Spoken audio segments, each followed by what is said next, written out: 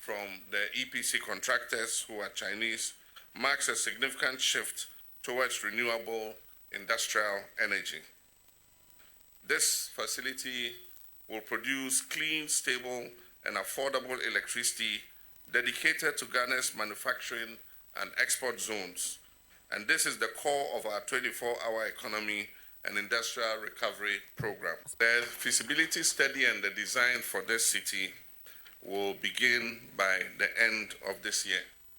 And the Minister of Finance is already making budgetary provision for the designs and feasibility studies. But let me also comment on what is possible if the public and private sector work together.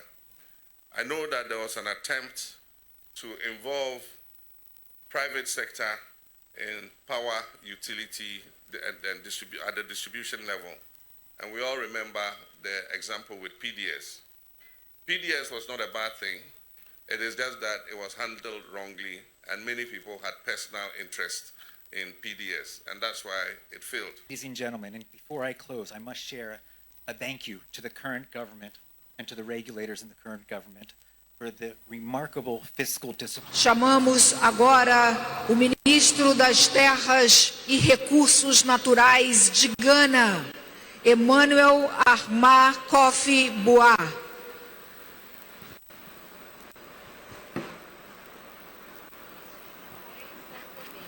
Excellency President Lula and the good people of Brazil, thank you for the hospitality.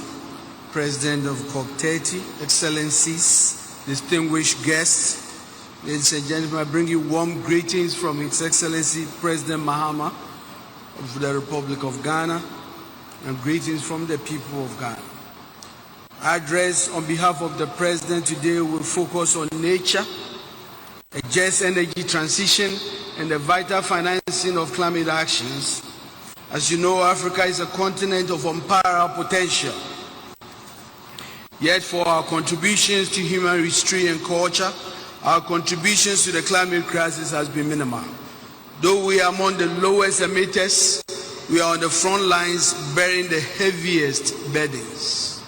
The evidence is all around us. The increasing fury of extreme weather and rainfall variability, unprecedented floods, scorching heat waves and droughts that crack the earth. These are not abstract climate models, they are realities that translate into hunger, malnutrition, and the loss of livelihoods that sustain vulnerable communities. In West Africa, Ghana is part of the Upper Guinean forest ecosystem, a biologically diverse realm of towering trees, high rainfall, and tropical climate nurtured by the Atlantic Ocean. Yet for decades we have watched the rains become less reliable and the dry spells grow longer. The very vegetation and wildlife that define this region are struggling to adapt. Climate change exacerbates deep-seated social and economic inequalities. The most vulnerable among us, women, children, and the marginalized, are disproportionately affected with the least resource to cope and the smallest voices in the corridors of power. And yet Africa is not a passive victim. We are a continent of resilience and action. To secure a sustainable future, we must also be architects of our destiny. This brings me to the heart of the energy dilemma. The energy sector, as you know, is the key to our development. For nations like Ghana, yet it is also the contributor to the problem we are trying to solve. Our continent is blessed with mineral resources, abundance of it, which hold a promise of transformational development. So to deny Africa the strategic use of these resources is to deny our right to develop, to light our homes, and to power our industries. Any such conversations, therefore, must be approached with strategic care and profound understanding. Africa is equally blessed with an unparalleled comparative advantage for a leap into a low-carbon future. However, this transition must be just, equitable, and inclusive. We cannot exchange our set of problems for another problem. A shift to clean energy must not leave vulnerable communities behind or trade ghost towns for high carbon industries. It is a promise that vulnerable communities and workers in traditional industries will be protected, that their voices will guide our decisions as a bridge and not a cliff. It is a pledge to eradicate energy poverty, bringing light and power to every community, regardless of their remoteness. And it is imperative we weave gender equality into the very fabric of this energy new system, ensuring women, children, and the marginalized are not just participants, but leaders and beneficiaries. The good news is that in Ghana, we have moved from ambition to blueprint. Our energy transition framework outlines a pathway to decarbonize our energy sector and achieve net zero emissions by 2060 without compromising our socio-economic development or natural resources. At its core is the principle of a just transition. We are actively increasing the share of renewable energy and have embarked on a robust nuclear energy program. And this is focused on long-term energy security, deep decarbonization, and positioning Ghana as a regional hub for clean power. Through our newly launched green minerals and carbon market frameworks, Ghana is opening transparent pathways for global partners to invest in clean energy, forest restoration, and value-added mineral processing. Under the visionary leadership of President Mahama, we are taking bold steps to protect our natural heritage.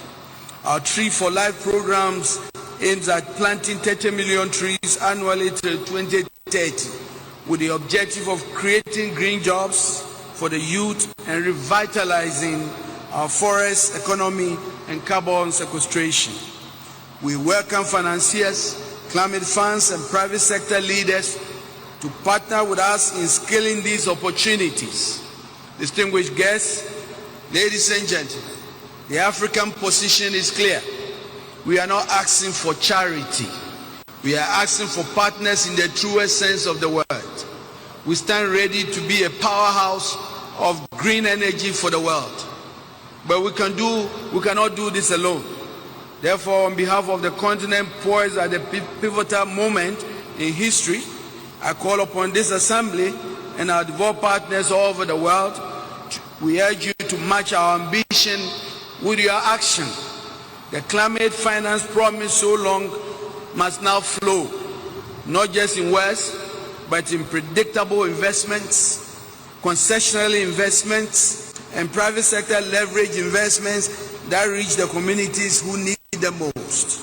We need increased ambition for climate finance, with a significant portion dedicated to adaptation and recognition of Africa's special circumstances. My good friends, let's leave Belem at the heart of the Amazon with a resolve to harness not only finance, but also technology, innovation, and artificial intelligence to accelerate justice, equity, and shared prosperity. I thank you very much.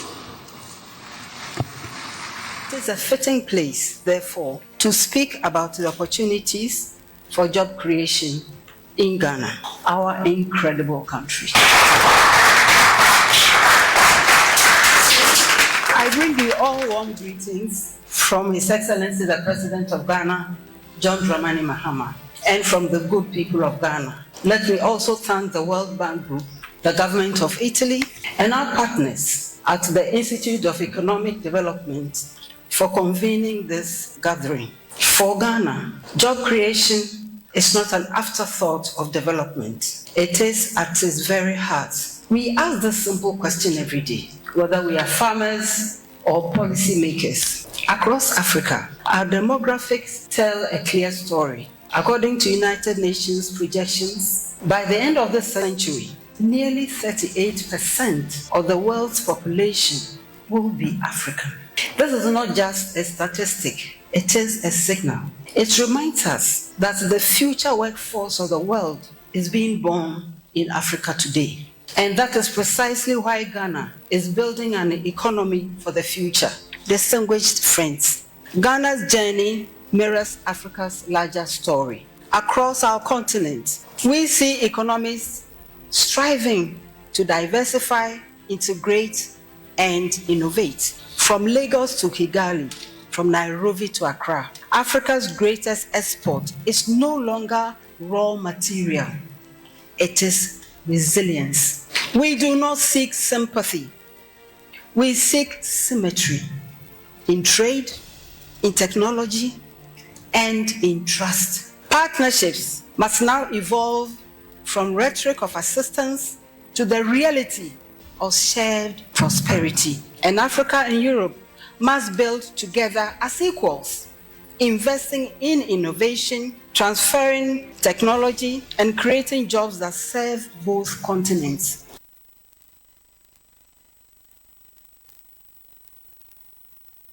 The event, which was held at the Africa-China Center for Policy and Advisory SEP's Africa campus in East Legon, commenced with a presentation by the author of the landmark International Monetary Fund publication, Professor Alfred Shike, who highlighted the thematic areas for rapid economic growth. The book was subsequently launched, making Ghana the first country to have direct access to the economic development research work. When it comes to the relationship between China and Africa, often it is highly politicized, and we wanted to bring it back to let's look at the facts and figures and then have a serious discussion about where are the potential challenges and where are the opportunities and how do we maximize the benefits of this relationship. So that was the motivation, and by basically bringing together a large group of contributor at the time at the International Monetary Fund. A panel discussion which concluded the event creates the platform for panelists Professor Alfred Shike, the director of East Asian Institute and LKY School of Public Policy at the National University of Singapore, and Dr. Samuel Dakwa, a policy and governance analyst, to shed light on the bilateral relations between China and African countries, particularly Ghana. Mutual relationship between Africa and China, it presents a lot of opportunities. It presents a lot of challenges, like he rightly said. But going forward, our leaders really have to come out with policies that will help the nations get much from this kind of relationship. That is where we need to get to. And also, African leaders must involve their citizens as they count out policies for the nation. You and I who are here, your voice has to be heard. So that voice, we should give the people a voice, especially the youth, the women, and not only the policy makers. The policy makers, to some extent, they have some ideas, but they don't have everything. And even if you look at the way Africa together helped China to regain its permanent seat, we should also call on China to help us to also have permanent sovereignty over our natural resources, which is one of the UN Charter. As far back as 1962, that charter has been in the UN books that we should have permanent sovereignty over our natural resources for economic prosperity. No, first of all, it's a dynamic relationship, right? It started out very humbly when China itself was a very poor country. Then it was increasing the investment. And I think now the question is, can that relationship be elevated to a level where the value added, more value added is created in this part of the world, right? So apart from the export of commodities, which of course is a source of income and it's good to have, but ultimately that needs to be supplemented by ensuring that there is more value added created in this part of the world. That also speaks to the workforce, labor, and how can you facilitate that the knowledge that comes is actually disseminated. The second part, I think, going forward is very critical, is, there is in some countries there's a trade imbalance. As China continues to open up and hopefully strengthens the domestic consumption side, that should provide opportunities for this part of the world. On the theme, Rethinking Africa-China Economic Futures, the forum and book launch explore emerging pathways for strengthening Africa-China economic cooperations and driving shared development in a rapidly evolving global economy. The book also highlights key development trends that underscore the importance of international trade and investment for Africa's rapid economic development. Reporting for Pan-African News, Maxwell William-Chigwe, East Legon, Accra. The Ghana Health Service says the training is part of efforts to improve emergency care and customer care as key performance indicators for quality healthcare delivery. Acting Director General of the Ghana Health Service, Dr. Samuel Kaba Korea, said the training follows directives from the ambition for improved and expanded skills in primary emergency care from CHIPS compounds to regional hospitals. He emphasized the principle see one, do one, teach one, adding that emergency preparedness is now a shared responsibility across all health facilities. One of the issues that we have in this country has to do with our emergency response system. Over the years, we've seen a lot of people lose their lives when those deaths could have been in a way prevented. And they could have been prevented in a way that we need to look at our emergency system comprehensively. We have what we call pre-hospital care and then the hospital component. In the pre-hospital care, you have people who would be listed as the bystanders, because when an emergency occurs, you don't know when it will happen. So every Ghanaian should know what to do, at least the ABC steps to attend to a patient before the patient gets to the hospitals or in the hands of the specialist, saying like ambulance service. So we intend to make sure that every hospital worker, whether you are the security man, the nurse, or simply the laborer, the cleaner, all the way to the doctors, should know what to do, basic life support, and give first aid before referring to the next level.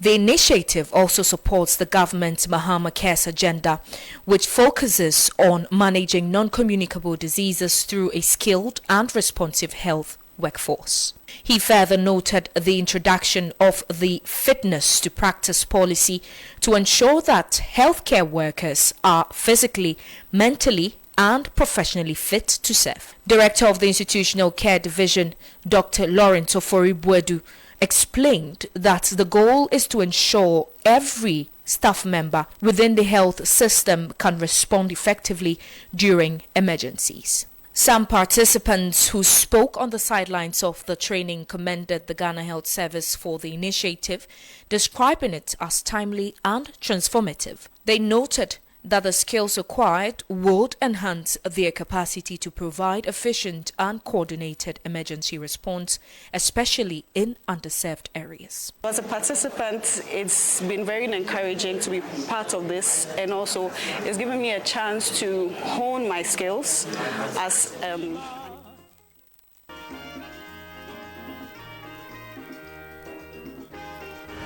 Well, good morning to you, and thank you very much for choosing Pan-African Television. I'm broadcasting live from our studios in Abelinkpe. We are also live on Radio Gold 90.5 FM. We are live on many other affiliate stations across the country.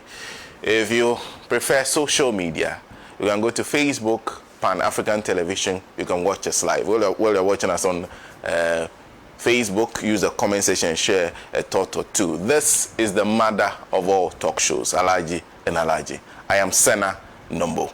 This morning, we are discussing a press conference that was held by the New Patriotic Party. The discussion was on two issues. First, they accused the government of actually weaponizing the institutions of state against their members, unfavorable bail conditions, the manner of the arrest, among others. there's a discussion we'll be having. The MPP's demand for at least, if nothing at all, favorable bail conditions for their members who are arrested on issues of corruption. We'll talk about that, and then we'll move on to the police report on the 2020-2024 election. The task force that was set up by the IGP submitted a report to the Interior Minister. This week he held a press conference, told us about what was contained in that report. A very important one that has attracted a lot of attention has been what happened in Ewutu Senya East. The MP has responded. The former MP has also spoken. But we'll talk about that police report and what is in there, what it signals for us. Is it enough? What else? And then we'll conclude with the election of Mamdani as the mayor of New York. In fact, to the point that at some point they were even asking the leaders of his party in Senate, would you endorse him? They didn't want to. Why? Because they saw him as two things, socialist and anti-Jew. He was a guy who could not be touched. But the people of New York preferred him. And he is now the mayor of New York. We'll talk about that and what that means for our world moving forward. So those are the discussions we'll be having this morning. And joining me in the studio for the discussions, of course, as always, Kwame Kwesi-Prajina, who is the General Secretary of the Socialist Movement of Ghana. Sitting by him is Adumako Kisi, Honorable Dr. Adumako Kisi, former Member of Parliament for Anya Soweto. And then sitting to my left is the man who is now named Vice Chairperson of the United Party, Mr. Philip Langdon. Well, the panel will be completed by the CEO of the Financial Intelligence Center, Kojo Chumbuafo. That's our panel for today. That will be discussing the issues I just tabled. Once again, you're a big part of the discussion. Please do share your thoughts with us. It's very, very important to us. Well, let's start the discussion off with the MPP press conference. And I'll start with the man from the party, Honorable Dixon Adumako Kisi. Good morning. Good morning. And nice to see you. It's been a while. Thank you. So, let me appreciate your program. You do a fantastic job of diving into the week's major issues.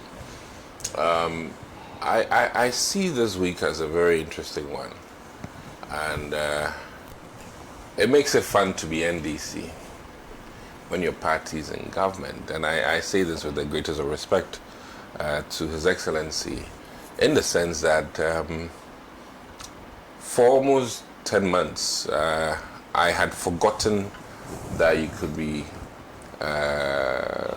brought in for questioning, reprimanded, taken to court within the space of, let's say, 8 hours, and then also allowed to go home.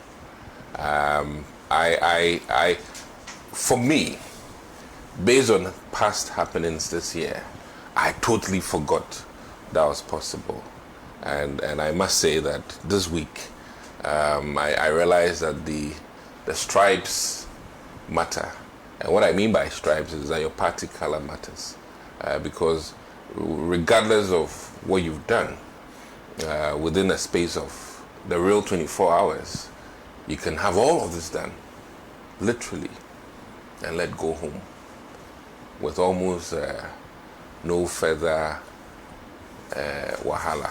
And I say this largely because it's become the trend, I think, that many people who we know to have assets in this country and will not travel outside necessarily and leave everything behind are not given bail conditions that are, I think, quite standard.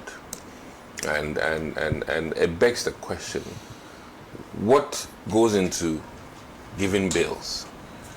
It begs the question, is it that we weaponize bail conditions to the extent that it is so difficult to reach them, and I know that bills sometimes largely are based on the quantum of your sin and also the assets that you have. But I also believe that the truest reason for bill conditions, I also looked at in terms of the person's character, the likelihood that he will not be in court or show up in court, the likelihood that he will not follow the tenets that the judges have given. But it so happens that some of the first bill conditions that are granted some of these people are almost as if they've absconded court proceedings for 3 or 4 times, which begs the question. People who have served this country are still in the country, have not left the country. Some are given a whopping 800 million bill condition. And don't tell me Wyoming. I mean, if it was even wrong at Wyoming's time, it's still wrong today. It doesn't mean that we should perpetuate the same thing over and over. So I'm of the opinion that certainly we need to standardize the bill conditions, make sure that the judges who give the bill conditions are not overreaching.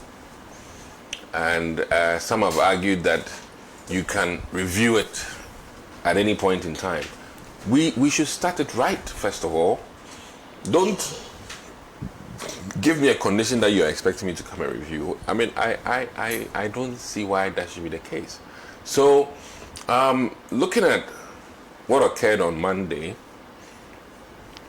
and mind you, environmental damages, when you go to court, can be well in the millions. So, this Galamsey battle, the use of cyanide, the use of, all kinds of chemicals, those damages, if they are properly accounted for in terms of damage to the environment, on my way here, I heard that they are even looking at charging first class and business class people more for the same flight, based on the fact that they occupy more space on the flight. So it is so telling that a Galamsey issue, mind you, some NDC folks have even proposed shoot to kill. Okay, they propose very draconian ways to attend to this cancer in this country, which now has been our menace, biggest menace. And if we intend to show that we abhor it and it is our drug war, look at 150,000 people involved in Galamsey. That money is what they spend in a day to keep the boys on the ground. So, but I can understand, His Excellency is in a bit of a terrible situation, because he promised them that when you've even been jailed by a competent court, when I come, I'll release you. These were his statements. These were his statements. So then to be in government and to now have to crack the whip, it's difficult. There were NDC apparatchiks who were going around Galamsey side telling people that all your woes are this government, which was the MPP, and that when we come, it's his liberation movement for Galamsey. And now he's in government preaching the opposite. So I feel his pain, and I can see how he's boxed up by his own promises during the campaign. But we, the MPP, are only asking that we be fair in terms of the justice system. We be fair right from the get-go in terms of the kinds of bail conditions and terms we are giving to people who have allegedly, not even been proven, okay, to have committed, but allegedly. And one interesting thing, let me cite one of the crazy things about this. one of the individuals, okay, you freeze their entire accounts, put a hold on all their properties, and then slap them with huge amount. So where is the person? I mean, and I would have thought that when government slaps a lock on your account for a quantum, that is asset now in government possession to an extent. So why then come and slap another? Like, one, your hands are tied behind your back and they are telling you to move a pen and write. I mean, it's literally very unacceptable. So I think that the quantums are egregious, too much, and all of this is troubling for me. And the bill terms and conditions are not supposed to be necessarily punishment. It is supposed to ensure that, one, you don't abscond, two, you show up and go by the tenets that the court gives you. And if that is what it's supposed to be, and let me even add, allow you to, go about your duties and show up in court until the court determines that you are guilty, and for that reason you're going to jail. Until then. And look at what has happened just recently with Akunta mining, which even for me is so confusing if you're a student of law. You slap huge fines on this guy, huge bail conditions, and then we are hearing that you are withdrawing all of these charges. I mean, so that inconvenience, I mean, what does that mean? You understand? The charges for Akunta mining. There's only one person whose charges are withdrawn on, that's the Akwako, for him to be. I understand, but it is because he has agreed to. I don't even want to. No, I don't want to even go into the fact that he's agreed with the state, okay? But it still begs the question. You understand? And I think that moving forward, the judiciary. So I am citing the Chief Justice and then also the Attorney General that, listen, what is supposed to happen in my own simple and party terms is that, listen, we shouldn't weaponize the bail system. What we should rather do is ensure that we dot and cross our T's and then present our indictment or whatever it is to court.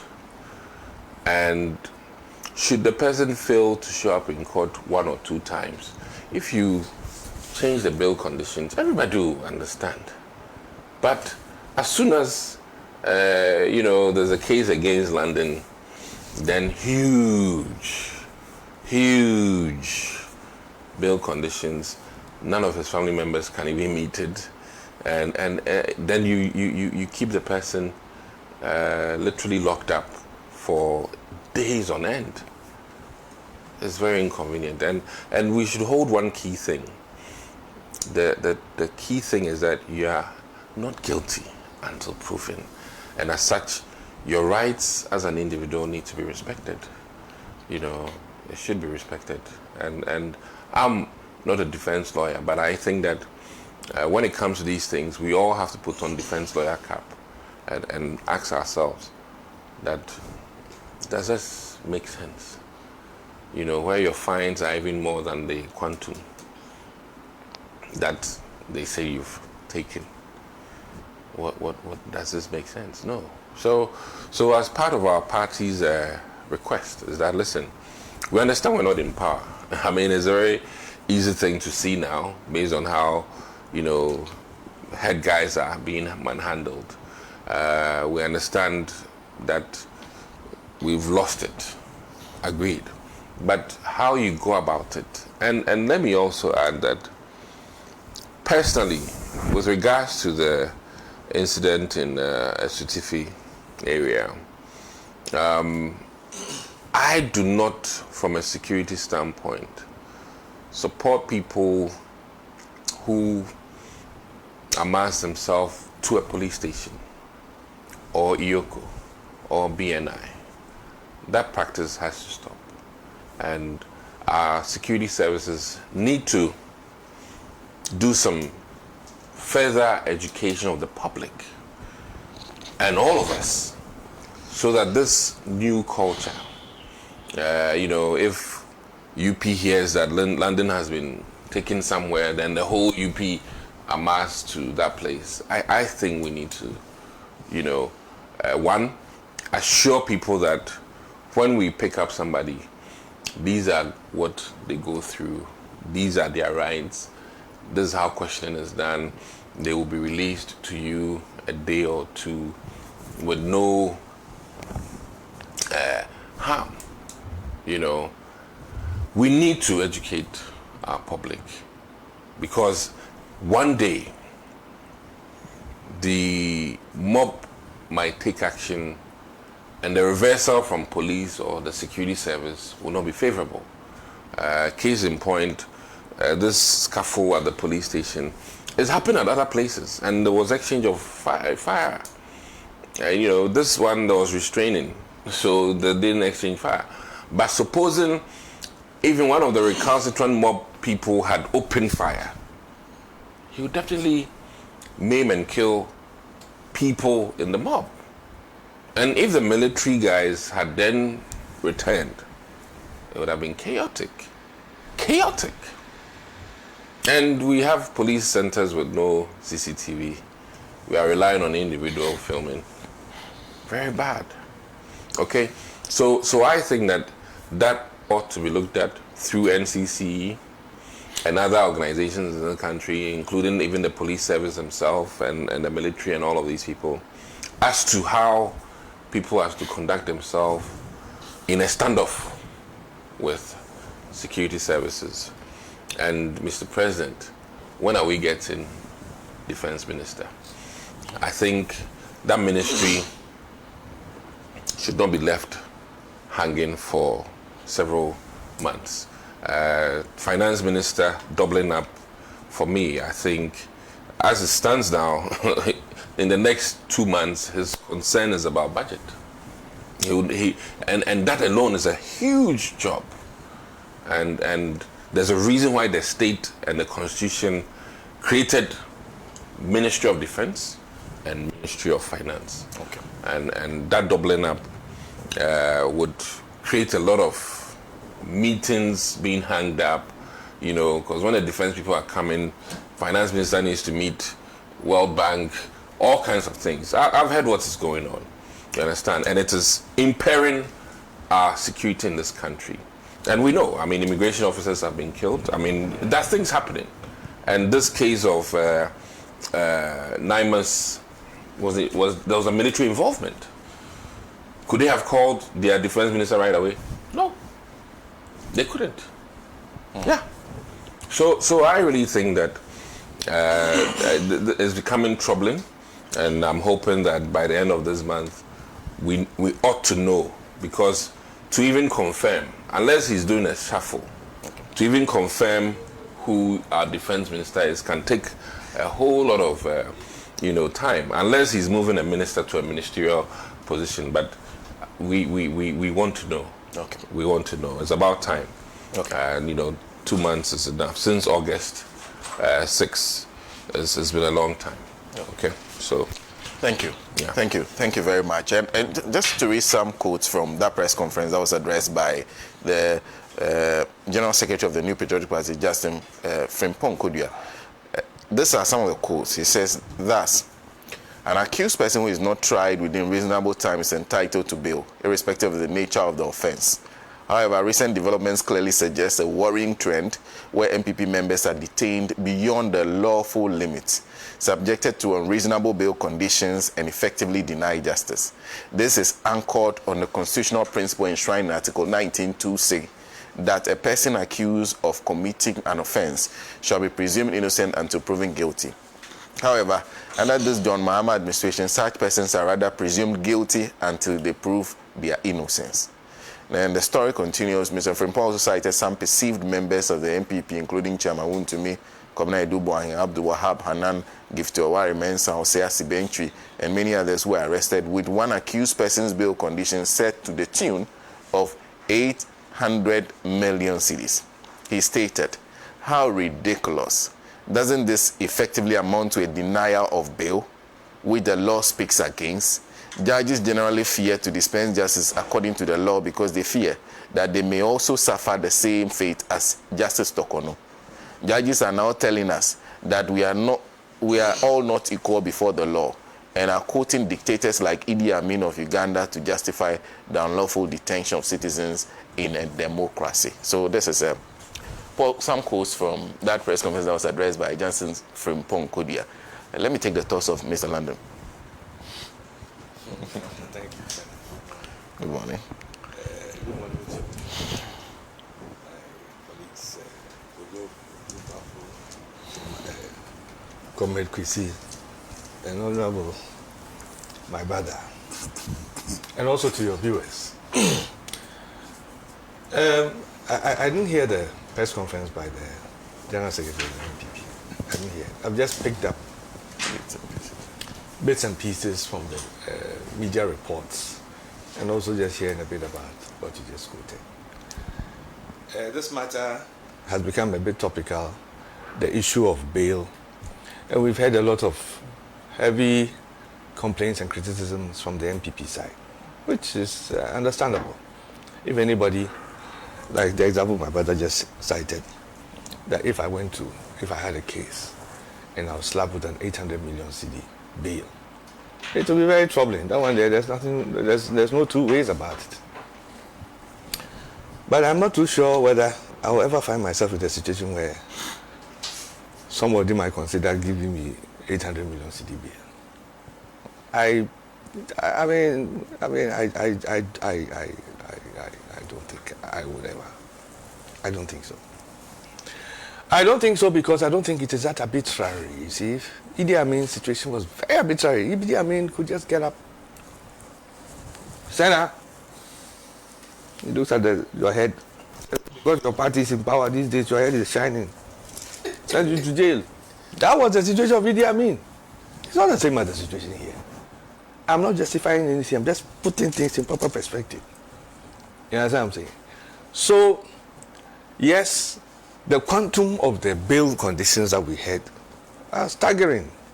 People hear, oh, wow, 800, 500, so much. Then people look again at the charges preferred.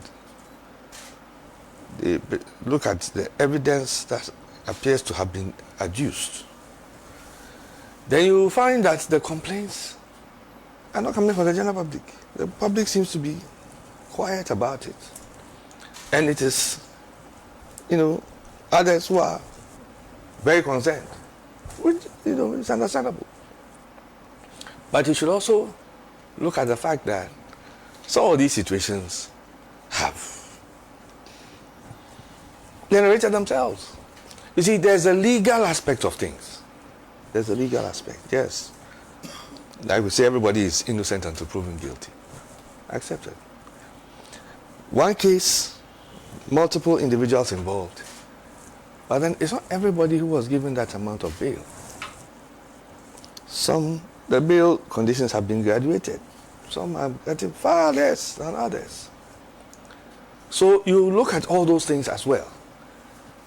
There was a reference to a case, Akunta Mining, where one person, charges against him have been dropped. Yes. Like Kwesi was reminding us. It's because he's offered to become a state witness. He was also on bail. But I don't think his conditions, I don't know how much bail he had to cough up. But I don't think his bail conditions was anything near. You see, so I'm not justifying anything. I'm just putting things in proper perspective for us to see how things are going. Because look, the way things have gone and the way the mood in the country is going. Look, proper care has to be taken. You know, in as much as certain things may appear, you know, on the face of it, on the pink sheet, it might appear that the quantum of the bill is heavy, but look at the facts, look at everything, and put it all together, you see. And yeah, there are many civil society organizations, there are so many other groups, so many. Why haven't others made the same type of loud complaints? Because they know that yes, in as much as these things sound unreasonable, they are not entirely like they are the Idi Amin situation. So they are all quiet, watching the situation, watching how some of the unfortunate subjects of those situations are also responding to the situation. All that influences. And these are the realities. This is what is happening, you see. So even the response to some of these matters influences all these things, you see. So yes, I can understand how they feel, how the General Secretary feels about his friends who are, and some of them are people who are my friends. But this is what is happening, you see. So it's understandable that yes, if I hear Senna, I had a case in court and they granted him 800 million bail. Oh, I feel sorry for Senna. But if the fact of the matter to that Senna went, and I'll say, Senna, why did he do? You see what I'm saying? That is how it is. So I'm not going to speak law here. We are dealing with the realities of our country that we shouldn't joke with, you see, and we shouldn't attempt to score political points. I'm not going to attempt to score any political points on this matter. It's not, you know. But at the same time, too, you see, as I indicated a couple of days ago, another classic example is the example my brother gave about the MP who was given a bail condition of 150,000 Ghana cedis. Yes, it is true that a member of parliament, by virtue of his position, or anybody of that high level, should be able to give self-reconnaissance bail. But the charge and the allegations and even the facts as presented, this is not what the public wants to hear. And you see, we must come to terms with that. Look at the problems the president is having to deal with, because at one point in time, he himself promised Ghanaians that I'll deliver state of emergency to fight Galamsey. He did say it, and Ghanaians were expecting, very highly anticipating that situation. He came back as president and said, look here, if I am to do state of emergency, these are the things that the consequences. I don't think this is the best way to go about it. Very reasonable, very sensible explanation. But has it gone down well with the people? It has not. There are people out there who are still calling. And like the example was given, about even members of the NDC who are asking for even more draconian and extreme.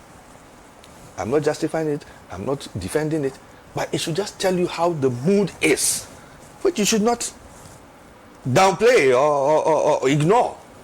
So when some of these things are happening, all these things have to be put together, you see. So me, yes, although legally and everything, it might appear that the MP qualified under the second, or it may even have appeared that amount of money was, quote unquote, a reasonable bill set for him. No, the way people feel, the way I feel, no. Far, it's like he was given a slap on the wrist. I am happy, and I will commend Parliament and even he, the MP himself, for presenting himself when he was invited by the CID, cooperating, being summoned to court. He went ahead. He was given his bail, and at least the process has worked. That in itself alone has calmed some tempers, you see, and it's something that we must commend. At the moment, I don't think the executive has had anything to do with it. I think it's Parliament. The Speaker spoke and allowed him to proceed. So this has been on a parliamentary level, and I must say that we must commend them. We must commend them for that action. And Ghanaians are watching how that trial will go. Just as Ghanaians are watching the trial of many others. And while watching that trial, Ghanaians are also watching the president himself as to how he too would react. So far, it doesn't come to him. It's a police matter. The police are handling it. So far, you can't hold him. You can't accuse him. You can't blame him for anything.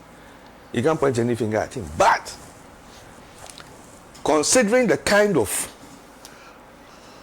position he's made and his commitment to the fight against galamsey, everybody is watching. And I think it's an opportunity for him, notwithstanding what the courts would come out with, to demonstrate his commitment to the fight against galamsey. So that one, there's no two ways about it. The NIMOS team that had the issue with the townsfolk, that is, I want to commend the team. It was within their power to have responded in a way different. But they did their best to remain professional and restrained. Unfortunately, the what do you call it? EPA officers suffered various trauma that they went through and all that. But they still did well in defending and protecting them, under that situation, and even restraining themselves. You see, because if they had responded, they would have put, maybe by virtue of their professional training, they may have been safe, but they would have put the lives of the EPA officials and everybody else in danger. So they did well. I mean, I commend them. They did well. And reports also indicate that they have not been intimidated by that incident because they are still working. I want to commend them. They should go ahead. That's what Ghanaians expect. So the NIMOS people, this development where people are beginning to feel boldened to confront these people, it's a dangerous, very, very dangerous development that we cannot ignore or wish under the carpet. No. This is a danger that needs, some leadership. Leadership. It's leadership that makes a difference in this situation. When the president comes out and talks to the people and says, hey, my friend, you people, what you're doing, you have to be very careful. You have to be very, very, very careful. You can't behave like this. And he lets everybody know. They themselves will begin to think that what they're doing is wrong. But if, okay, the system is working, so everybody is quiet, they'll feel emboldened. Another community is taking inspiration. But next thing you know, they are overrunning military garrisons, not just police stations. So leadership has to intervene. You see, it is not just about laws, it's the leadership that responds, the moral direction. That's what makes the difference. And that's what I would expect to see at this critical stage. Because if it is not handled, there are countries that have found themselves in worse situations. But the kind of leadership that emerged to handle the situation were able to tackle it and bring the situation under control completely. Look at South Africa after independence. The situation was so volatile. If South Africa did not have Nelson Mandela at that material time, we would not have had the Republic of South Africa today as it is. He himself, what he did in various situations, trouble is even the way he handled the rugby. He was able to manage the situation. Here were people who were begging for blood, but he was able to manage them, and everybody lived. They have their problems, but he did so well, and that is what the difference that leadership does. You see, so this is what Ghanaians expect from the president. You see, this is opportunity. Yes, as for politics, politicians should take advantage. And in every political grouping, whether it's NDC, MPP, UP, CPP, any political grouping, you have all kinds of elements in there who are there for their own parochial interest. Has nothing to do with what the party stands for. So if President Mahama is fighting Galamsey, you will find some NDC people who will be encouraging the Galamseyers, who will be hiding behind the scenes. And it happens all across. It is for the leadership to make the difference. So I think that the issue of this press conference about the bail conditions and all that, yes, like I said, they have a right to complain, but they shouldn't underestimate the mood in the country, because that is the real reality, you see, on all sides, so that the country is guided and shepherded to where we all want it to get to. No time for politics. So that's my listening. Thank you, Mr. London. Of course, we're discussing the MPP's calls for at least favorable, reasonable bail conditions for their members who are arrested and put before court. Most of these bail conditions are set by the courts. For the 800 billion they are talking about was set by the courts. Well, a few of your thoughts on the issues we are discussing. Mohammed Misbahuddin says, President Mahama should ruthlessly deal with the Galamsey canker. Alhassan Hamdan says, what is the MPP party afraid of? Are they confirming to Ghanaians that the officials were corrupt when they were in government? Because their press conference confirming to Ghanaians that they were there were witches and wizards in the administration. And as far as they were witches and wizards, they must be hunted out and made to face the full rigors of the law. Senator, please, I'm going to use your platform to plead with John Dramani Mahama to come to our aid. The residents of Tamale are facing severe water crisis. It doesn't seem like we have any MPs who are listening. That's Alhaji Hamdan who sent that from Nyohini South. Mohammed Misbahuddin again says, I think, okay, he thinks, I think shoot to kill approach will help. In fact, the first time I heard that proposal was Joe Wise. Back a few years back. Neil Ati says the MPP communicators and the executives should distinguish between addressing their party supporters and discerning well-meaning Ghanaians on national issues. Muhammad Bulala Zangina says there's a saying that if you can't do the crime, if you can't do the time, don't do the crime. Never in the history of Ghana have we witnessed this level of thievery and corruption on the scale.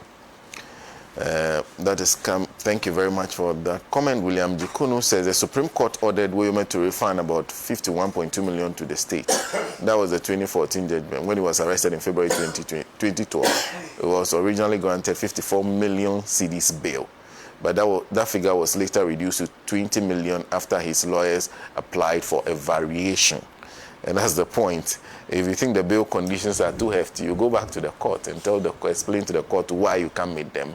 The courts usually agree, and they vary the conditions because they also care about the fact that it will restrain you, and you also must enjoy some freedom, innocent until proven guilty. There's also, William Jikunu again. This one is sent earlier. Senator, why is the MPP crying over bail conditions? Can they remember how much Woyome owes and how much was his bail condition at the time? If they bail them and they run away, who will pay for the loot? Neil Ate says, sometimes it's interesting listening to the MPP members on this program. You are interested in bail conditions awarded to your colleagues who embezzle state money instead of advising them to desist from such habits. That's coming. Then there's Abiu Mandela who says, Honorable Dixon, you and your party have no more right to talk about issues of Galamsey. Your government was the worst when it comes to the fight against Galamsey. Under your watch, your Ashanti Regional Chairman, Untumi, with Akontamani, indiscriminately destroyed our forests, reserves, and water bodies. The Flagstaff House became the gateway to Galamsey. Please spare us the rhetorics. There's Emmanuel Kujo Fojo Nyahe says, if you knew all this, why didn't your party do so when you were in power? Sorry to say, but people, sorry to say, but you shouldn't be allowed in power or allowed in any office in government. This is Emmanuel Kujo Fojo. Mensam Victor is also joining us. Says MPP should let us be. Their strategies have been shunned, and now the Ghanaians are fully awakened. They want us to be wandering with their greedy and pointless evil acts. They should give us a breathing space. We are now enjoying democracy. And he concludes by saying, NDC forever. Engineer, good morning. Good morning to all of you. Good morning to my big brother. You know, it's just when I see Mr. London, I remember banter that has been up to 20 plus years old about the virtues of and vices of both political traditions. Uncle Kwesi is a witness. I've been going on since actually you are a witness. It's been going on since Radio Go. But let me ask Justin Kodua a very interesting question.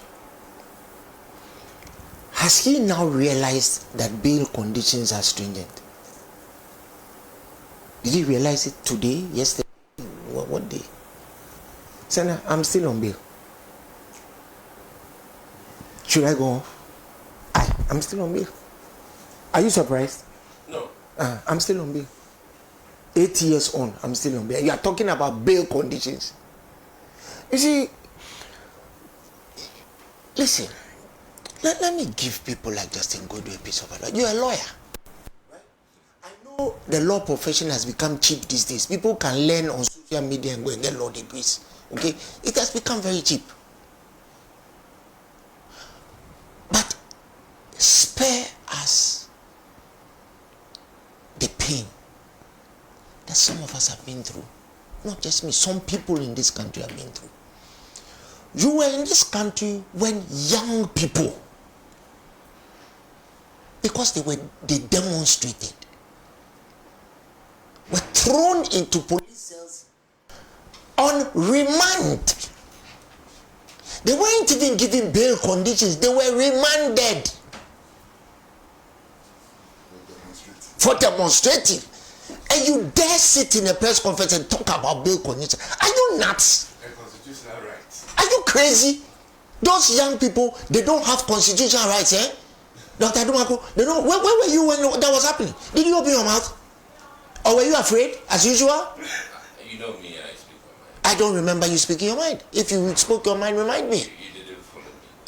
I follow you And all the that's why I time. said that those wrongs Doc, doesn't mean we should perpetuate. Doc, that is your excuse. I heard it from Richard Ayagba yesterday.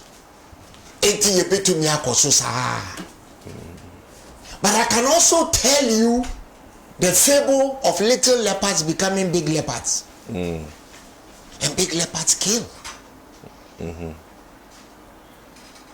The judges that you put in position yesterday to do your political bidding are the same judges who are there. They haven't changed.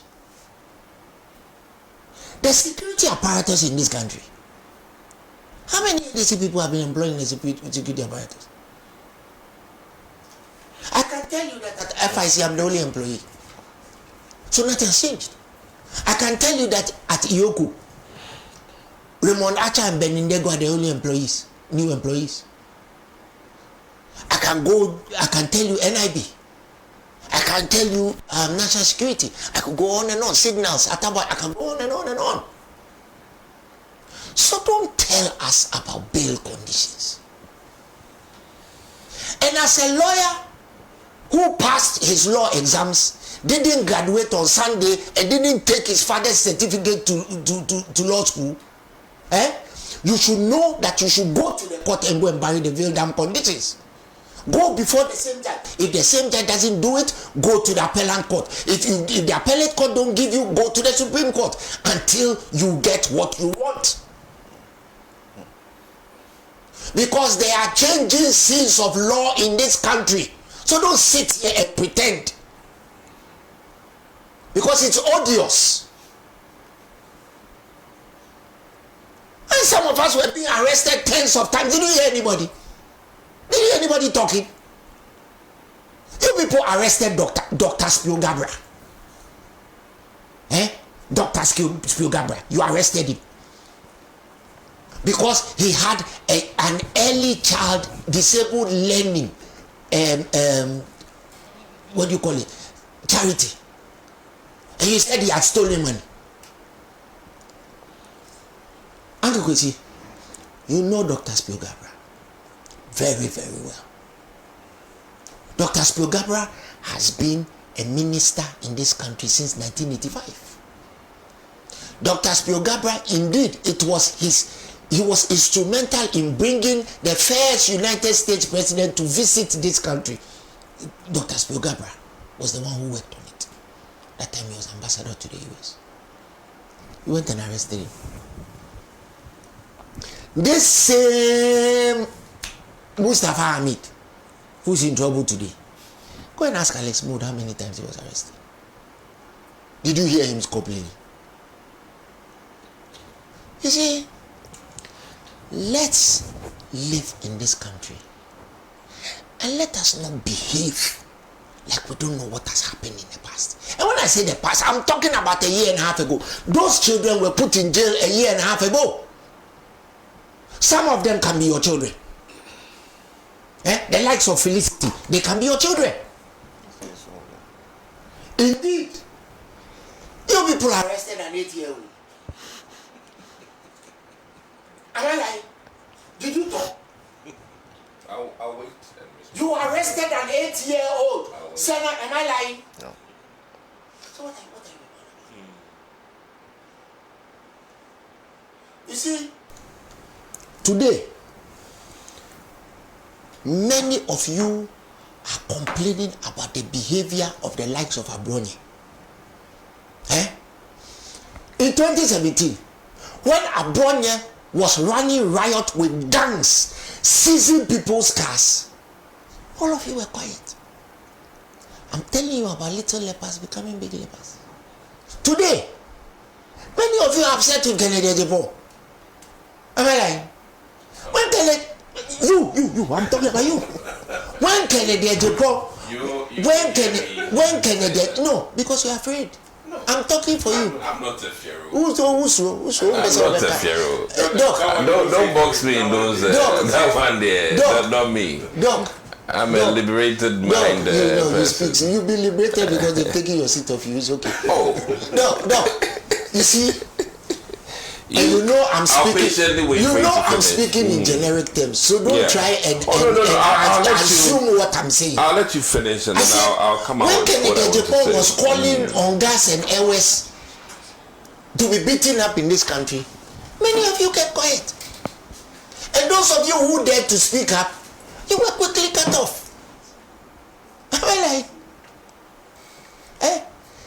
When we talk about people who have contributed to the NPP winning power, but that's it here. The people who campaign for Kufuor to win power, he's one of them. Name 20 people who worked hard, went everywhere without anybody even knowing, manned police stations. He's one of them. But because he doesn't behave like a boorish buffoon, they didn't mind him. Right? They rather ended up excommunicating him and giving him a letterhead that he should complain. But some people like him have their dignity. So they will not come and sell their dignity for position. I said, we had for almost a quarter of a century.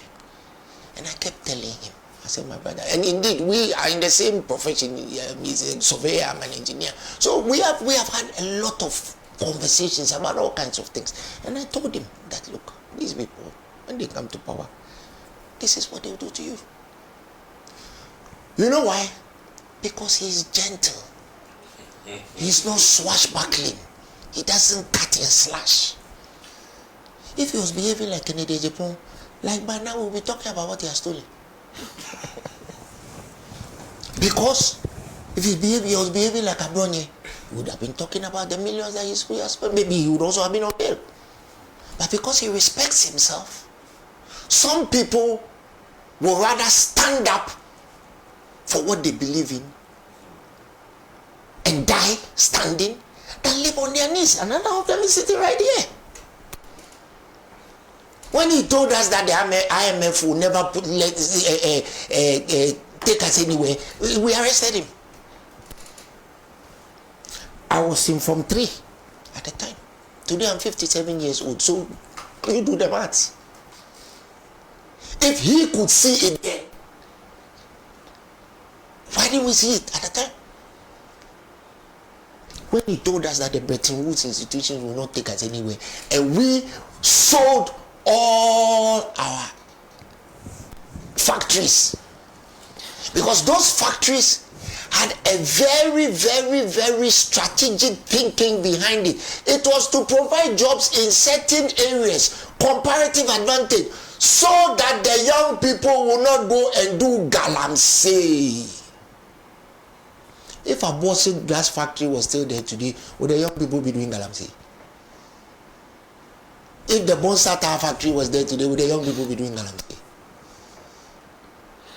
All those Gihok industries, if they were there today, would the young people not get up? You see, let's understand that we are not where we are by accident.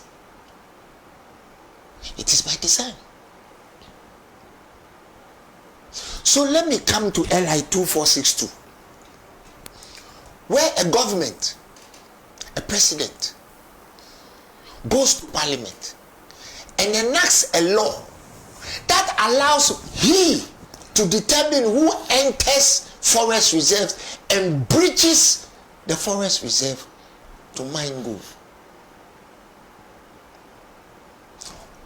What do you think the premise behind enacting that law is? I'll tell you what it is. Party Yasika. And indeed, Professor Fimpong has told us all you need to do is go and read this report. He has told us that the reason behind what they did was so that the party could go and mine gold and make money. Indeed, we have heard the tips. So you don't have to go far to understand why they did what they did. And that is why we ended up with stories like Akunta mining.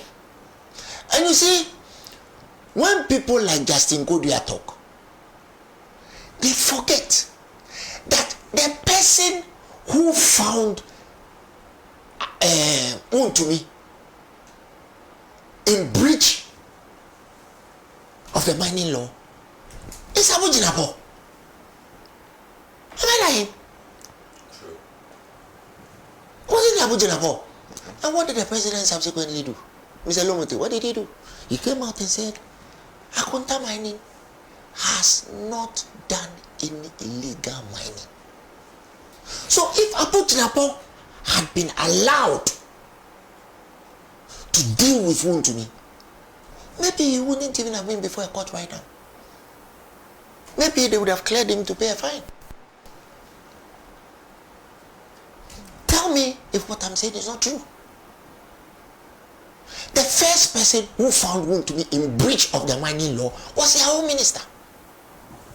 And of course, let's stop pretending that when you, a minister appointed by a president, come out and say something, the president comes out and contravenes what you are saying, you will then go up and say, Mr. President, I disagree with you. Of course you can say that. Because you serve under him. Anna Meboa. We were here. All here. When several things went on under this, what do you call that task force? The mining task force. What was the name? No. Oh, okay. Which one? The mining task force. The Vanguard. No, it's not Vanguard. They had a name. Interministerial, whatever. Okay. The secretary was filmed collecting money. Am I lying? The minister's voice was heard on tape. There was a commission of inquiry. Where's the report? Remind me if there was even a white paper issued on it, let alone there being, I think somewhere along the line, the secretary to the then secretary to the president came up and said, disagree with the report. That's it. And then you are sitting here telling me about bail conditions. Really? Bail conditions. We sat here around this table sometimes and complained about the indiscriminate use of force. Let me start with what happened to St. George. We all saw a member of parliament being beaten up by members of a security, so-called security force, who were in police vehicles being supervised by a serving police officer to assault an MP. We had a commission of inquiry. Which commission of inquiry consisted of a now Supreme Court judge, a former IGP appointed under President Kufuor, and a former head of SHRAJ. Those three people came out with a report and recommended that certain things happen. Kojo Pongoma came out and said the government disagrees with what they said. That was it. When at least one of them was interviewed at the commission, he said he had 3 weeks security training. He used to sell phones. No, remember? Okay. 3 weeks security training. A phone seller, nobody knows his educational background, qualified him to go and assault a member of parliament in a police truck supervised by a trained police commander. And he said we disagree with the report. So my good uncle Kwati Achampo, a lawyer, former IGP, didn't know what he was writing. The former SHRAJ commissioner didn't know what he was writing. Madam Henrietta Mensah Bonsu, who is acknowledged as being one of the finest juries this country has ever produced, she's still on the Supreme Court. She didn't know what she was writing. But Kojo Pongoma, nobody knows when he passed law school. He said that government didn't agree with what he said. Right. And that was okay.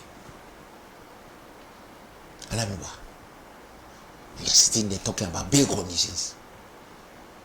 Really? No, wait. Let me finish. We were here in this country. You see, I could go on. If you give me the rest of the today, I can go day after day after day. Hold on. We were here.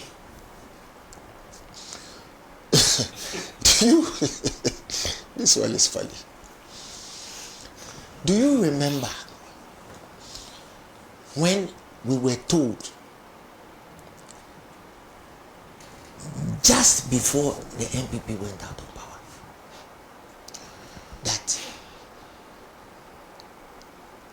that famous case of the midnight jurisprudence where the then majority leader went to court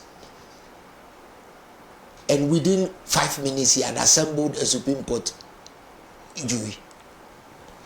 What were we told by the government? What were we told? You see, let's stop pretending, because it's not washing. The young people in this country are very angry. The young people in this country are very upset about the kind of governance that they have seen. And if we are all not careful, we will be swept away with a certain kind of tsunami, a political tsunami. That dog, you will be sitting in your office taking care of people and they will come for you. I'll be sitting in my house watching Liverpool play Man City and they will come for me. They will not discriminate, because they will say you for what you did and you for what you didn't do. Let's stop this Because as soon as you people came to opposition, you started realizing that bail conditions were stringent. So that begs my question. Look, you know what to do. No. Oh, I don't mind. My only point. You are asking that. My only point the is same old adage. You see, you people, if Jesus Christ get knew, it right. If Jesus Christ if knew, we're wrong, get it right. If Jesus Christ knew about you people and your tendencies, he would never have said that if somebody slaps you on the other side, give the other side to you, because Jesus assumed at the time that people had shame. You people have no shame. That's the reason why you can ever even get up and a lawyer like Justin Kodia, somebody who I can get a program today and say, Justin, please go and represent me in court, can pretend like he doesn't know that you can go to court to vary the bail conditions. When Abronye, wait.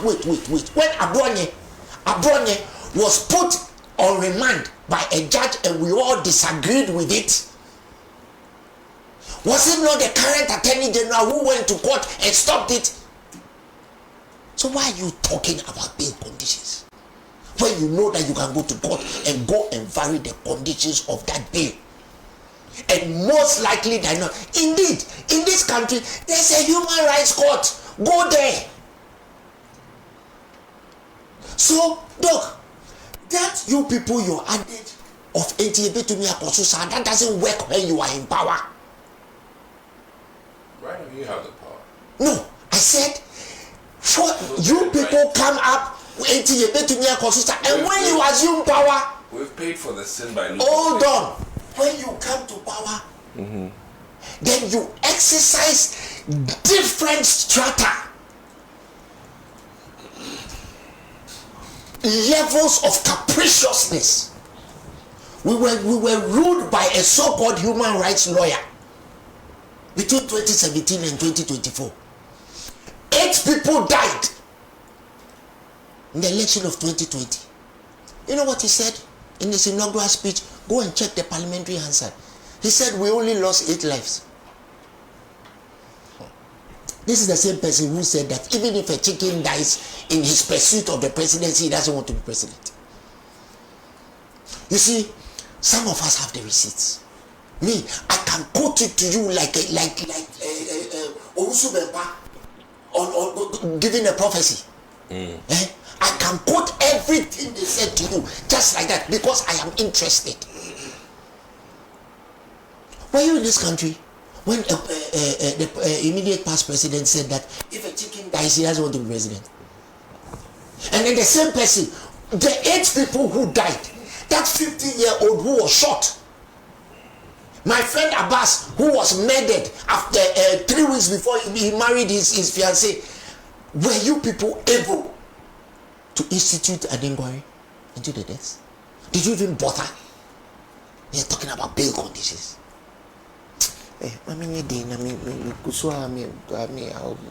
My pressure will rise. It's okay. Thank you very much. Doc, please, you know what to do. So just note what he said, that you have reservations with Mr. Preston. So when we are done, if you want, I can start with you on the next topic to raise these issues. Okay. So let me go to some of the comments that you're sending to us via WhatsApp. This one is from Jabo from Tama West, who says, good morning. I'm always angered with this slogan from the so-called learned friends, innocent until proven guilty. Do we arrest and charge innocent people? No. Do we arrest and charge guilty people? Yes, because the law only goes to arrest those caught in the act of criminality or about to, or believed to be involved in or supporting such. Do we pronounce judgment before raising charges? No. We raise charges first, and the charges don't praise the victim, but projects him as an offender first. So the accused offender now goes to court to prove his innocence. No. Therefore, he is guilty until proven innocent. No. He is innocent until proven guilty. This one you've written is not accurate. He is innocent until proven guilty. We refuse to be deceived continually with this falsehood in the name of law. This is Rutherford, who says, it is very worrying and painful to see what we are experiencing today, that people in the place of power can't do the right thing at their time, unless another person comes to power to deal with the corruption that has happened before. This is the reason why we are getting nowhere in this country, because of the hypocrisy in this country. We are all very much aware that wrong is wrong. We must remember that we are all going to give an account to God. Whether we believe in God or not, we shall stand before the judgment seat of God. Rutherford sent that. There's Roland who says, please, I think the Galamsey Hospital should be managed by soldiers as DCs with the rank of colonel. Well, that's from Roland's suggestion. Prince Duzo says, MPP as a political party should not think that the country Ghana belongs to them. What do they mean? That there should be favorable bail conditions for its members. And what then happens to the people who are not their members? Kwame Nkrumah's Ghana, in fact, a sovereign state, is bigger than any political party. He's watching us from Tamale North. Thank you very much. This one is today they are calling for standardization of bail conditions. Tomorrow they'll be calling for crime to be standardized. This is Kweku in La Paz, who says one of the reasons I never vote for MPP is that they are, he says, too dishonest.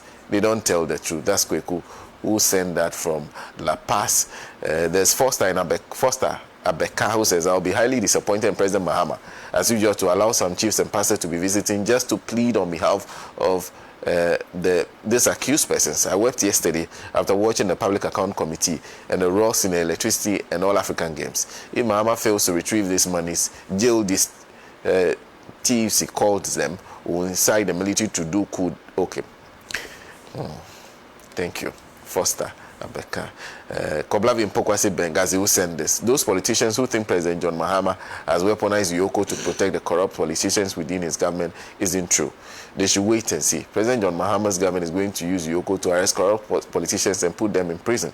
President John Mahama isn't going to behave like President Akufo-Addo, who protected his corrupt ministers. Any corrupt politician won't be free under current NDC government. There's a bit more, but first let's listen to Comrade Pratt.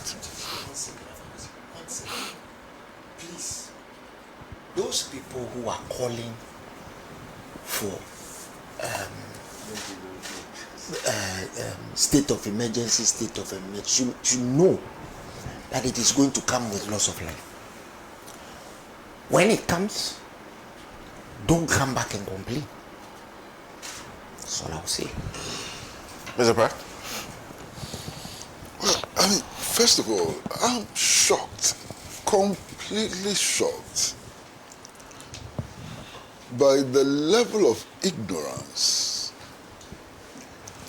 that is being displayed by some people in the political space. I mean, they are so ignorant, it's unbelievable. I mean, the level of ignorance is so disarming that sometimes you are tempted to think that maybe it's not ignorance. Sometimes you're actually tempted to think that maybe it's the lack of capacity to think. They make statements and you just simply wonder. And some of these people are the people we have used the taxpayers' money to build institutions for them to go and learn.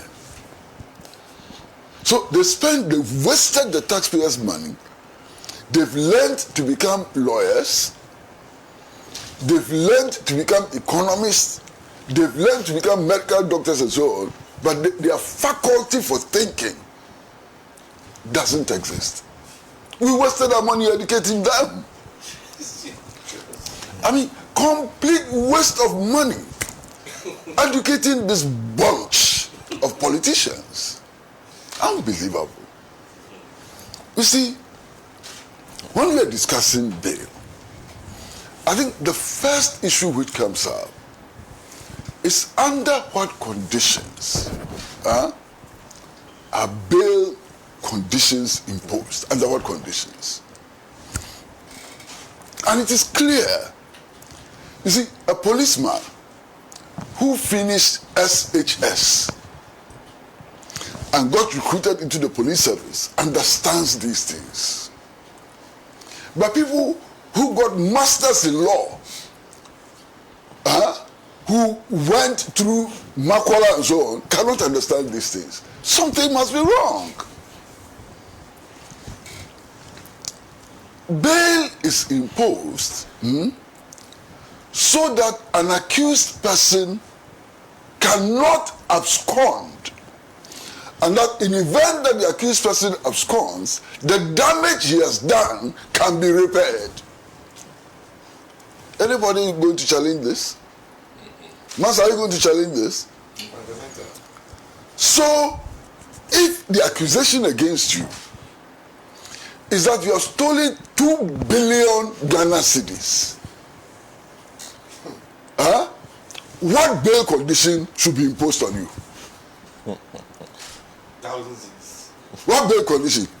200 cedis? Doesn't make sense. You understand?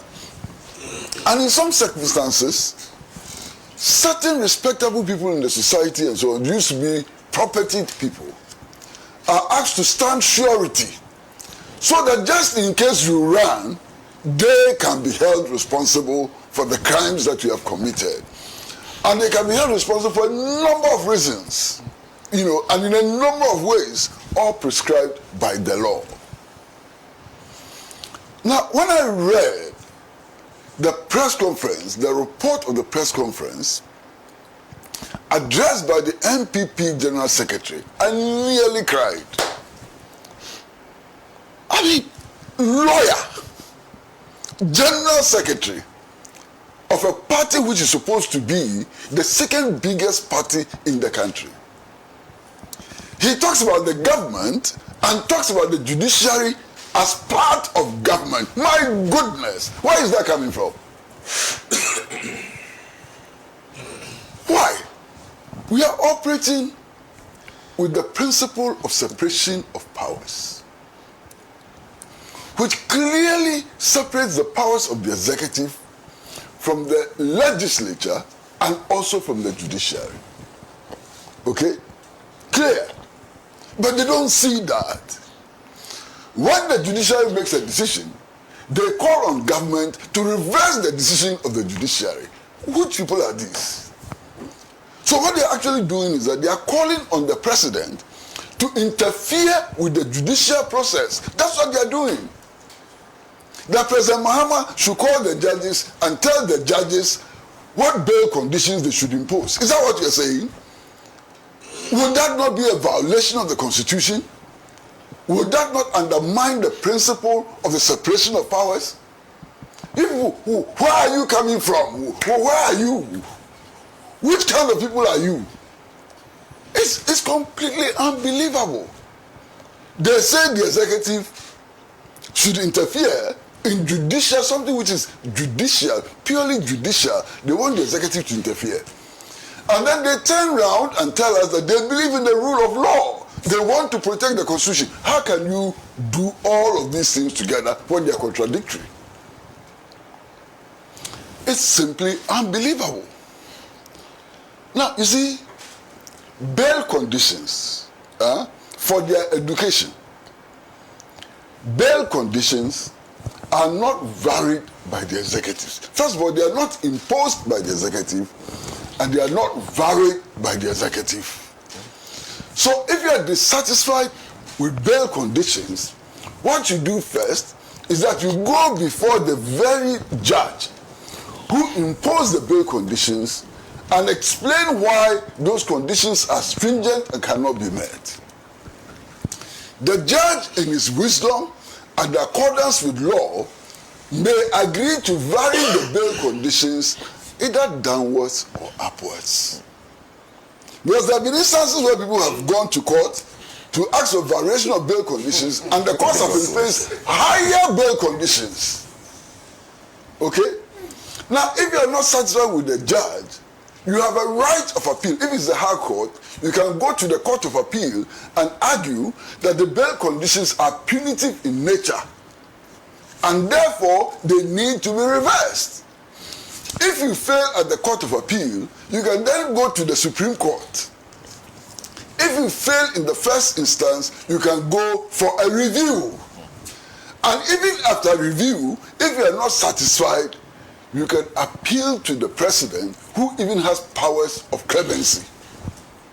This is the process. But you know why they are not going through this process? Because they know that if they go, it is possible that the bail conditions will be increased.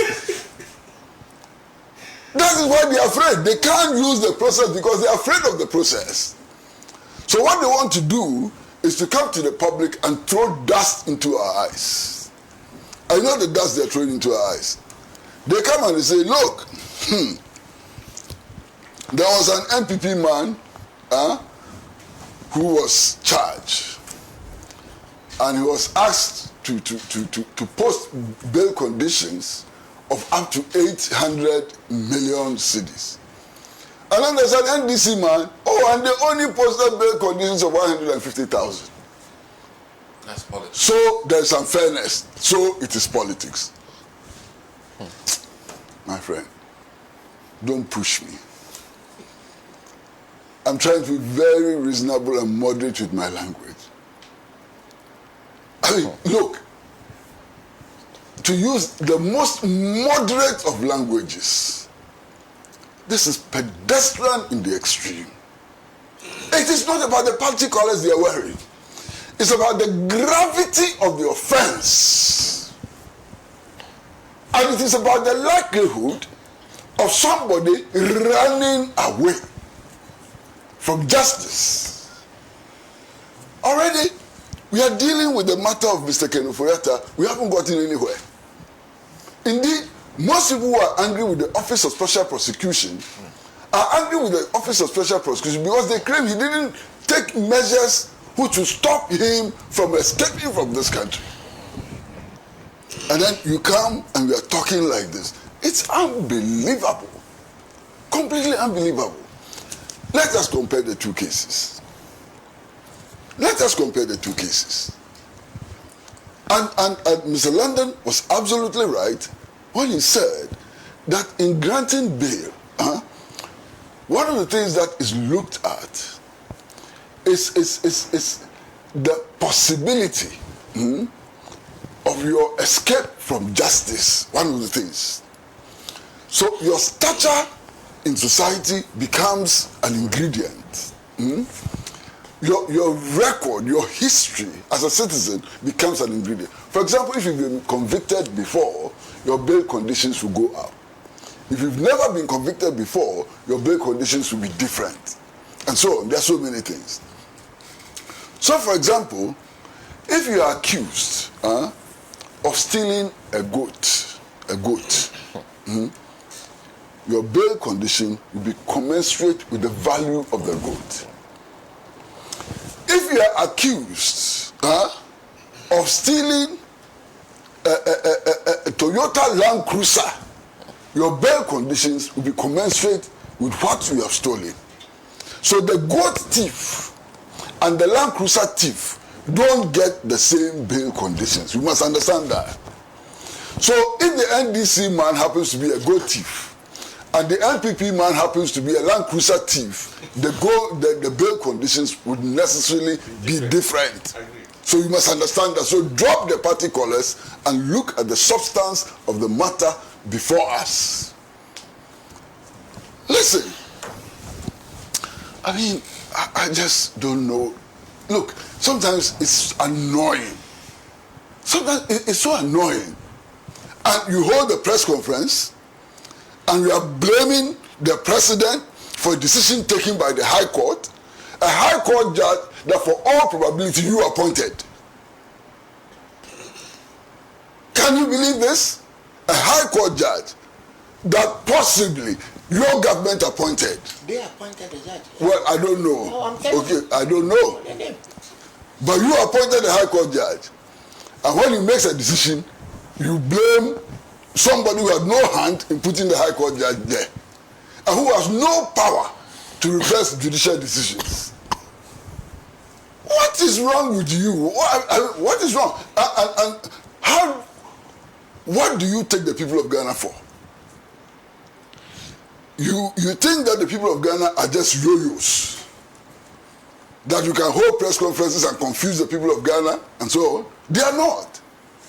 Indeed, what is happening is an indication that you cannot read the public mood. You are not able to read the public mood.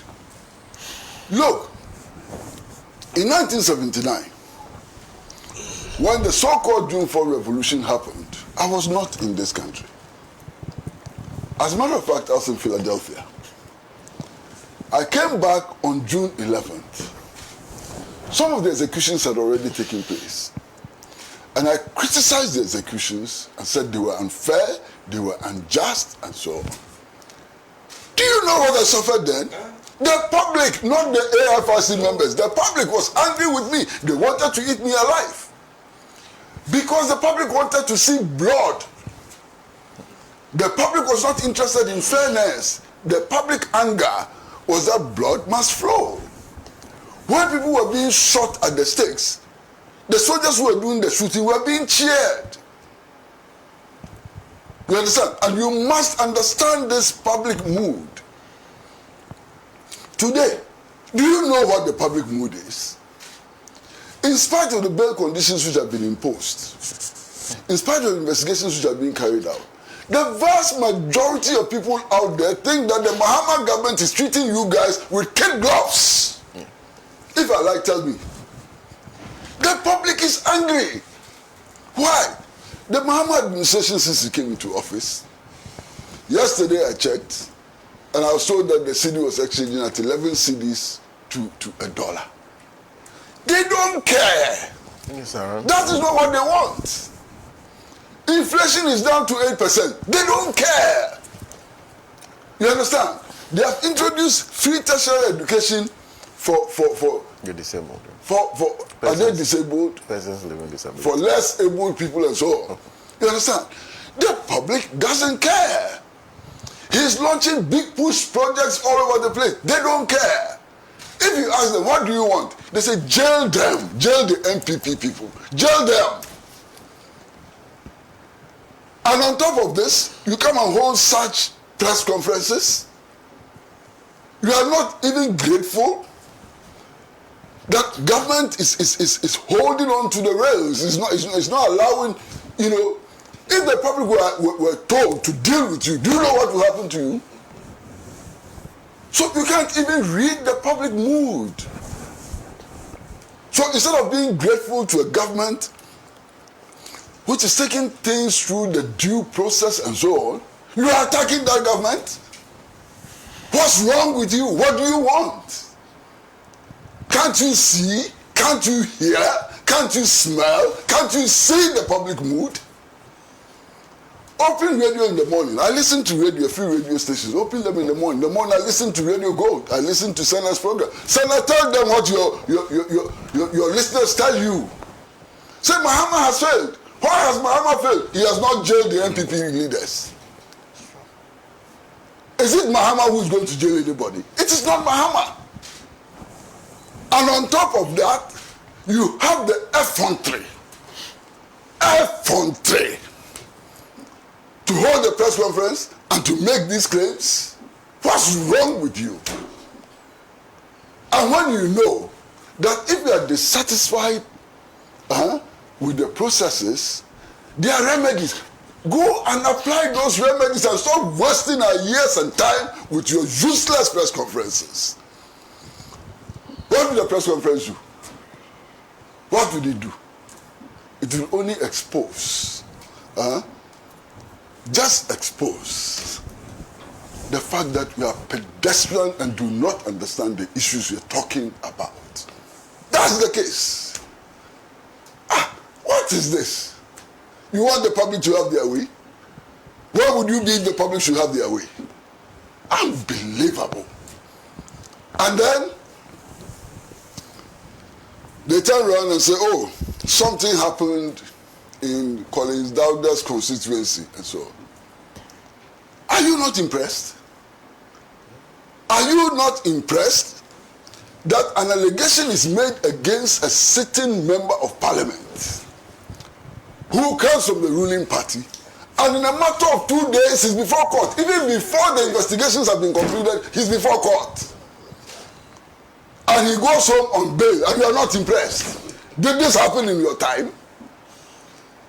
Certain member of parliament, member of a ruling party, an allegation is made against him, quickly, not the president, the Inspector General of Police orders the Criminal Investigations Department to deal with him, to investigate the matter. Even before investigations are completed, he is put before court on a provisional charge and has to go home on bail. And you say you are not impressed. What would impress you then? Should they have cut off his head? Should they have shot him? Meanwhile, I'm sitting here and have followed this case very closely. Where is the evidence so far that Collins Dada called the police and told them to return excavators and so on? There is no such evidence. I haven't heard it. The allegation is that he made a phone call. Who has heard the phone call? So is the word of those who claim that he spoke to them against him. None of us has any evidence. You understand? And yet, all of us are insisting that, look, there may be some truth in the allegation, and therefore investigate, and if he's found culpable, deal with him like you would deal with anybody else. You don't think that this is honorable? What do you want? What you don't want to be done to you, you want to be done to Collins Dauda. You want him convicted before investigation. You want him convicted before a trial. What's wrong with you people? What is this? Look, very soon, if you continue like this, the people of Ghana are going to get angrier than they are today. And if that should happen, all of us will be at risk. Because, Sana, I've seen it all. Fortunately, I am just a little older than some of you. And I've seen things that perhaps you haven't seen. I've seen soldiers strip mothers naked. Strip mothers naked. Whip their private parts until it bleeds to the applause of the public. I've seen it. I've seen it. Soldiers strip mothers, strip them naked and whip their private parts until they bleed. And the public is applauding. I've seen it. You understand? I have seen people lined up at the stake and shot, bullets, pam, shot to the applause of the public. I've seen it before. I've seen periods where it was considered a crime to be speaking about the violation of democratic and human rights. You speak about violation of rights, you go to prison. You speak of violation of rights, you go to guard room and never come back home alive. I've seen all of this. Maybe some of you are too young, you didn't see it. Public anger is something which has to be managed in our collective interest. Because if you don't manage public anger and it spills over, the consequences can be disastrous for all of us, including me.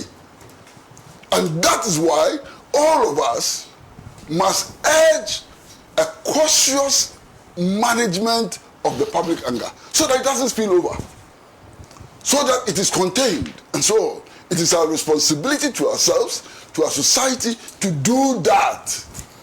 And stop this useless politicking, propagandas like, how do they say it? I mean, what is wrong? Abba, why? Look, and when they talk, it's as if they left government 25 years ago. You left government 9 months ago. That is the truth. And today, all of these institutions that we are talking about, Office of Special Prosecutor, the Special Prosecutor, who appointed him? Was it me? Was it John Mahama? Was it Philip London? That is your own creation. You went to Parliament and bullied everybody to approve the establishment of the Office of Special Prosecution. And you appointed this special prosecutor. Today, even the Chief Justice, whose vetting you are opposed to, was appointed by you. It was President Kufuor who elevated him from the High Court to the Court of Appeal. Yeah. It was your own government which eventually made him a Justice of the Supreme Court. And you are not satisfied with that. What do you want? What do you want again? The judge that you yourself you appointed, you don't even want him vetted in Parliament for some flimsy excuse and so on. What's wrong with you people? What's wrong with you? Son, this is if you follow them, you get a heart attack. If you follow them, you will get a heart attack. Master, look. The doctor is standing back. The doctor is the one causing the heart attack. How can you rely on the doctor to save you from heart attack when he's the one who is causing the heart attack? Oh, baby, you. But he's a good doctor. And Master. He's a good doctor. But when it comes to politics, he destroys his practice as a medical officer. But, okay, carry on. Sana, listen to some of those people who fell victims to MPP administrations. Why? I was a member of the Free Chachuchiketa campaign. Should I recount what he went through? The machinations which eventually sent him to jail? And we have the effrontery today to be talking about the rule of law. What did you people say when Chachu nearly died in his own prison? And how did he nearly die in his own prison? Because in one instance, an additional judge or additional judges were appointed whose position on the matter was known beforehand. Was that justice? Was that justice? Why? Go and talk to Dr. Opuni about justice. Go and talk to Dr. Opuni about justice. Let him tell you his story. Let me tell you how he was arrested in Accra and driven to the Brown-Hafo region and what he suffered on the way to the Brown-Hafo region. Let him tell you that story. Go and talk. Well, you can't talk to him. He's dead now. He's dead now. You can't talk to him. You can't talk to Leokran. For Leokran to tell you what he went through after his government lost power, you can't talk to him now. So please, don't waste our years. I think that all of us want a situation in which all citizens will be treated equally. All of us want a situation in which accused persons will be treated as accused persons and not convicted persons. All of us want a situation in which those who are accused of crimes, whatever the crime is, will be given the opportunity to defend themselves to the fullest, their rights fully respected, and so on. All of us want a society built on the foundations of justice and fairness for all. All of us want a society in which your political color does not matter when it comes to the judicial process. That is what all of us want. Let us all focus on that and fight for that and stop this Jaguar Joker attitude to politics. And thank you very much for concluding on that note, because you are one of those who help us a lot. I think this week I had an interview with Alhaji Husseini where he was saying that he didn't see anything wrong with the steps taken by the special prosecutor so far in trying to get Mr. Kenofoya into the country. My listeners who have always loved Alhaji Husseini says I shouldn't call him into the show again. In fact, the thing is, sometimes when I try to explain that this is not how it's supposed to work, they have serious issues with me. So when I come on Saturdays and you make the same points, it helps my case. So please, thank you very much for helping us to hold the line. You're saying that you should direct your anger from you to me. Oh no, you see, they like you very much. They like you more than they like me. So Well, if you just join us, this is the Mother of All Talk Shows, Alhaji and Alhaji. And thank you very much for staying tuned. We are live from the studios of Pan-African Television. We're still having studio Kwame Kwesi, General Secretary of the Socialist Movement of Ghana. You just heard him, of course. Kojo Chumbuafo, is CEO, Financial Intelligence Center. We also have Dr. Dixon Adumakukisi. As Kojo Chumbuafo. Okay. Okay. Nothing has changed. But we need to announce your new. No, I would rather be me. Comrade. Exactly. Just call me that. And then sitting to my left is Philip Langdon. Because he is also been on this platform for so long. So long. No matter what the designation, my position will never change. That's beautiful. Yeah. This program is solid gold. This program birthed all the other haram programs that you see around. Alhaji Hamza in Pig Farm is joining us. Says the rule of law under President Mahama is actually working. I'm happy to see that an allegation has been made against a member of parliament for the NDC, and quickly the CID moves in to invite him for questioning. And as we speak, he has been arraigned to face the law. This was something that never happened under President Nana Addo. My brother, where is the whereabouts of the Professor Frimpong Boateng report on Galamsey? The report was thrown into the gutters because it involves big men in the MPP party. Today, the same people are out there making noise. They should give us a break. We have a country to govern. That is Alhaji in Pig Farm. There's this one from Togbe Kupe Damsa II. It says, according to the interpretation of the law delivered by Kwame Kwesi Pratt about the three arms of governance, the judiciary cannot stop the legislature from practicing their legitimacy, meaning a suit at the court to stop parliament from vetting acting Chief Justice Bafo Boni cannot hold. It could be overruled.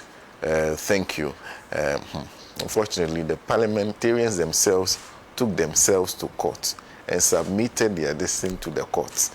So now, Dennis Yakwete is also joining us. If there's any group of people at the moment who are bankrupt up there and yet forcing their bankruptcy on us, is the current crop of MPP. I just can't understand why this MPP fails to come to terms with the fact that 2025 is the era of new media powered by technology, unlike the early 90s, and that is not difficult to today to reference things that happened in the past. And they behave as though Ghanaians cannot fact-check developments on the political landscape, as they want us to believe that their 8 years governor is already forgotten by the Ghanaians. So sad. Dennis Akwete sent that. Mano James says the West and the High Court should not grant the release of Honorable Mustafa Hamid his passport. He's talking about something else. Sending that from Kumasi. Thank you. Lloyd is also joining us. Says, Senator, please, where is the former president Nana Akufo-Addo?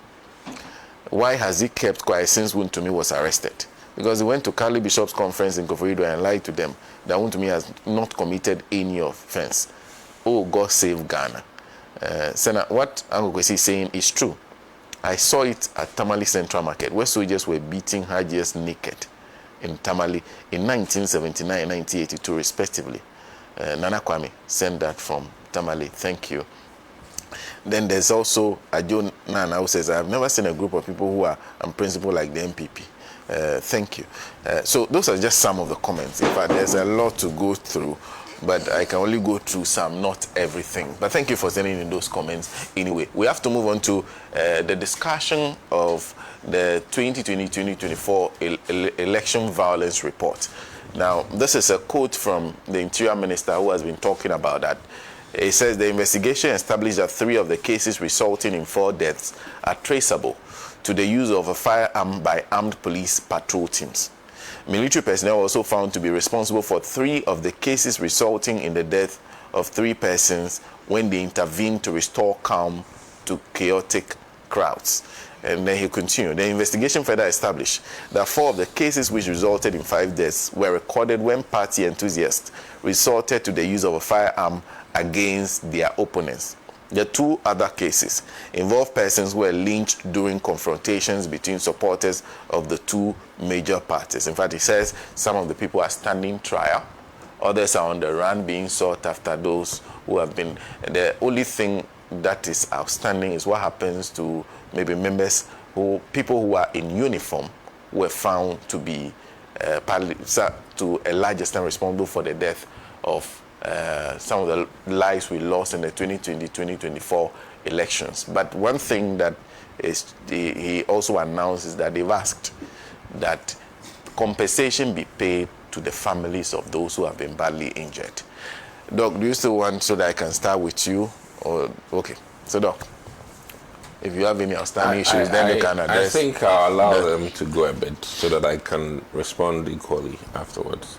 So you will because if I go down and things come up, I can't respond respectfully. Oh, because you said you have issues from the first one to raise. Okay, let me make so that you just move to the second one.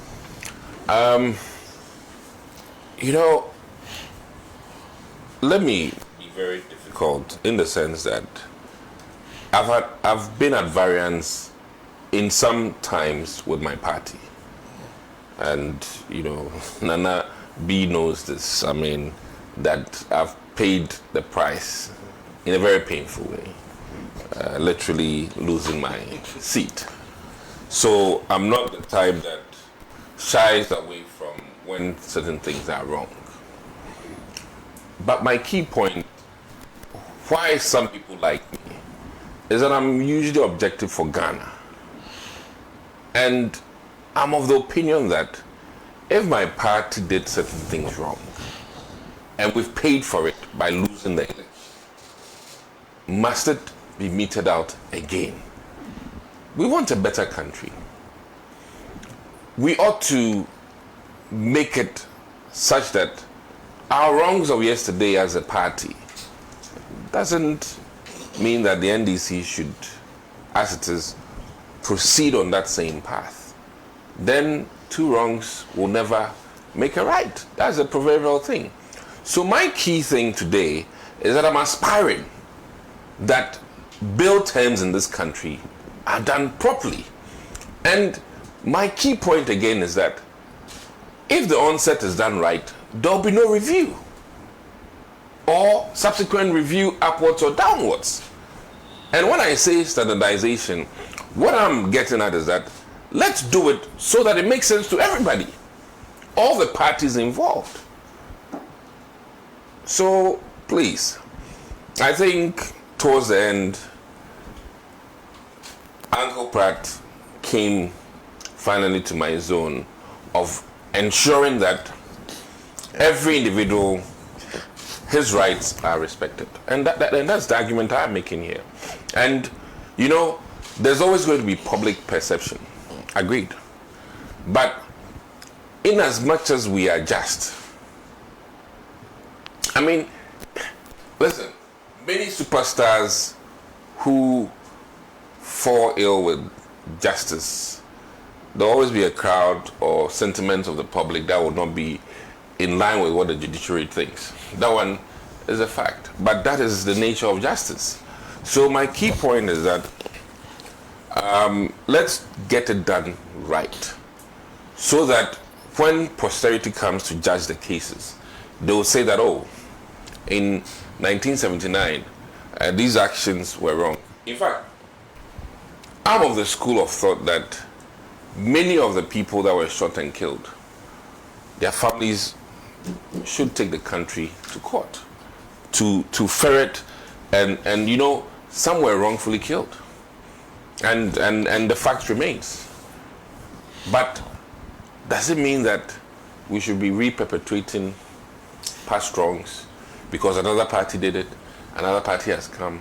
My key point is that there's one country, our judiciary services that are meting out justice should not be colored and should not be seen or perceived to be doing something nice for people by virtue of the fact that it was MPP time and NDC people were struggling, or it is NDC time and then MP people are struggling. That is my argument today.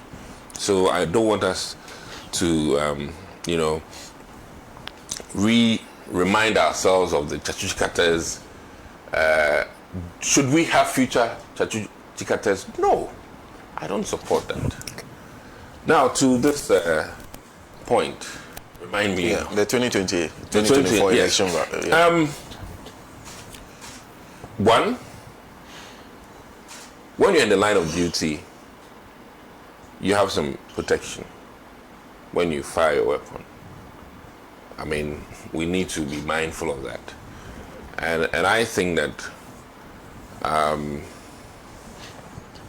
in the last weekend's instance, we will clap for the military men for exercising restraint. Some are also bashing them by virtue of the fact that they feel that they should have taken charge of the perimeters. I mean, there's so many arguments. At the end of the day, lives are not lost, which is commendable. But I also worry in the sense that the respect for men in uniform is at the bottomest point in this country, and it is wrong. Something needs to be done about it. Either rebranding or reconscientization of the people, because I would have thought that when you see military, your reaction, your demeanor, and all things should change. It almost appears that some portions of this country, military means come and attack. And that is so wrong. I mean, we've had a Boise incident, and this is recent. I'm not talking about Major Mahama. Boise, just recent. Young men felt that they could overpower military. And if this should go on and on and on, we have a problem. We're not in Mexico. The cartels can go toe-to-toe with military. We're not in Mexico. But if we're not careful, we'll get there. And that's why I think that moving forward, we need to have men in uniform be very professional and be disciplined. Not one Ghana for your pocket type of policing, which then reduces the uniform's authority and power to do certain things. Because if any police can be influenced, then it emboldens citizenry to take action when they want and how they want it. So I think that in all of this that happened during the election, it is not just about the election. It is the fact that it's so unfortunate that under police presence, certain characters, and I would hope that NDC, with what occurred at Ablekuma North, cannot justify this under any grounds. Men went through policemen to go and attack Kawakumsin. For whatever reasons they went to attack Kawakumsin, it cannot be right that some apparatchiks felt that the police was of no use, of no respect, nothing, and did all of that. I don't think he can be here and agree to that behavior. Because we have... Nothing happened, because when it happened to Sam George, nobody did anything about it. You see, my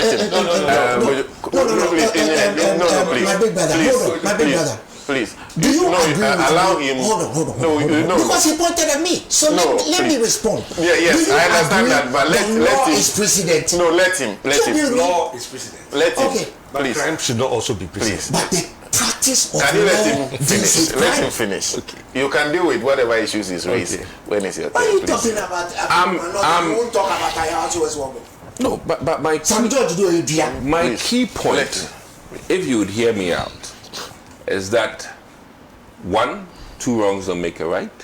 That's what you always say. And I am here making a case that we've reduced our uniforms to all kinds of things, and it has to be corrected. If not, we are in a banana republic.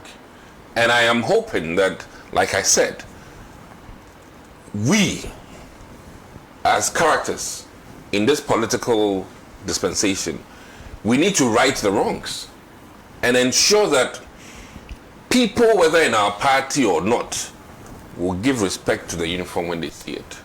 And And when they wear the uniform, they will act in a very professional way. These demands should be supported by anybody who believes that if we have to guard the democracy we have, and the democracy we have requires that those badges.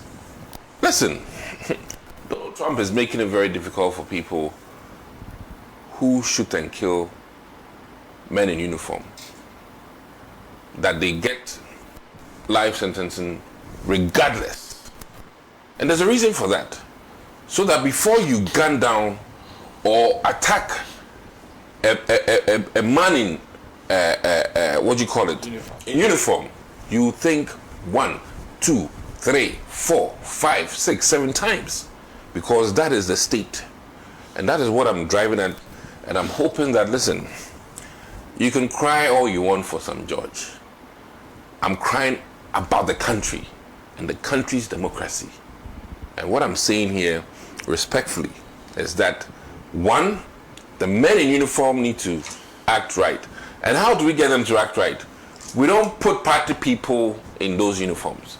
And even when they are there, they get trained, not 3 weeks as you said here, but trained. I didn't say it. Oh. You see, Doctor, stop Please. being disingenuous. No. Listen. No, please. The report said it. The man said it himself. Yes. Okay. Say that. Okay. You talk about disingenuousness. Please. Our country. Please. Are you being country? Please, let him.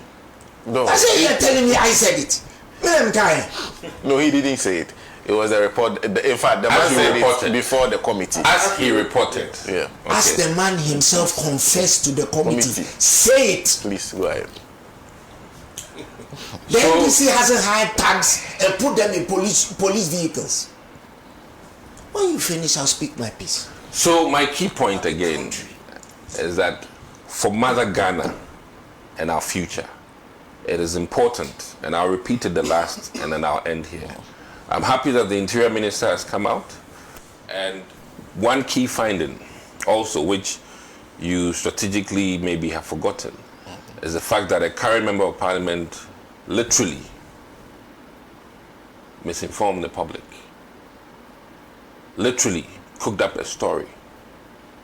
And I'll commend the Interior Minister for being very frank with the Ghanaian public, that though she's a party member, she created a narrative based on nothing factual. I think that is also very important to state. My other thing is that there are many other instances, but maybe trivial. But we ought to, as a nation, be careful about the narratives we put out. All parties. One day, one narrative can spring up chaotic situations in this country. And for that reason, listen, we've all lost people to politics, both parties. We've all had many experiences, under different leadership, which were not acceptable. It was nice to see Kwabena Japan, trust me, at Rawlins's, program. Very nice, considering the history. So my key point is that we have a nation, one democracy to maintain. And for that reason, but to maintain sanctity and to allow for this democracy to endure, some things as here and allow for proper and better governance. Whether it eats you as a party or not, it is always important. If we go in the extremes, an eye for an eye, tooth for tooth, democracy will not endure. And we have a democracy that has to be, protected. And I also like the fact that Mr. Pratt made a very powerful thing. In all of it, he said that the president can give clemency. Okay, which means that to some extent, he can profile reservations about certain things. Or I remember, and some will not like this, but the former National Security Coordinator during our time, and I sided with him, when he came out and said that some of the judiciary statements or the judgments were not acceptable. And you see, there are people in our party who were also in support of that. So it is not always a blanket thing. And I'm here. You can go and check. The National Security Coordinator said it. The minister. The minister, yes, said it in a very profound way that, hey, this direction of 7-0, blah, blah, blah, is not good for democracy. Okay. And there are others like him and I who were in the system, though not too loud, but where we could, we said it. Okay. Thank you. No, I'll come to you shortly. Give me a minute. No, please. Let me say listen, don't I'm coming to you. That's right. I'm coming to you. So please. Selective swallowing. Please. I'll come to you. You are next. Musa Batu says, Senna. You want? Okay. I'm fine. Okay. Musa Batu selective swallowing. The reason why MPP are behaving in such a manner is that the prosecution is slow. It's becoming increasingly worrying how the OSP has been slow in handling prosecutions. Clearly explicit. There are some individuals who have squandered taxpayers' money while in office, yet the justice seems to be crawling. That's Musa Batua in Asawasi who sent that comment. There's Hadi in Pig Farm. Hadi says, I do not think the MPP communicators listen to themselves when they speak. It's obvious that they have no shame at all. After your super incompetent substandard creator and Lucia family and friends, Nanado Baumia government has issued more than 2,000 licenses in 8 years. You want President Mahama to use 8 months to fix the mess you left behind. Inshallah, the government of President John Dramani Mahama will succeed in fighting Galamsey like how he succeeded in fighting Dumso. And no amount of propaganda by the national and the MPP will bring him down. Okay, so Mr. Landon. The British one.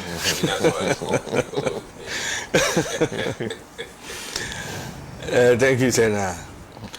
You know, Comrade Kwesi made a profound comment. He said there should be a cautious management of the anger in the system. You see, that cautious management also implies that we shouldn't fan it. We shouldn't fuel it. We should address those real concerns.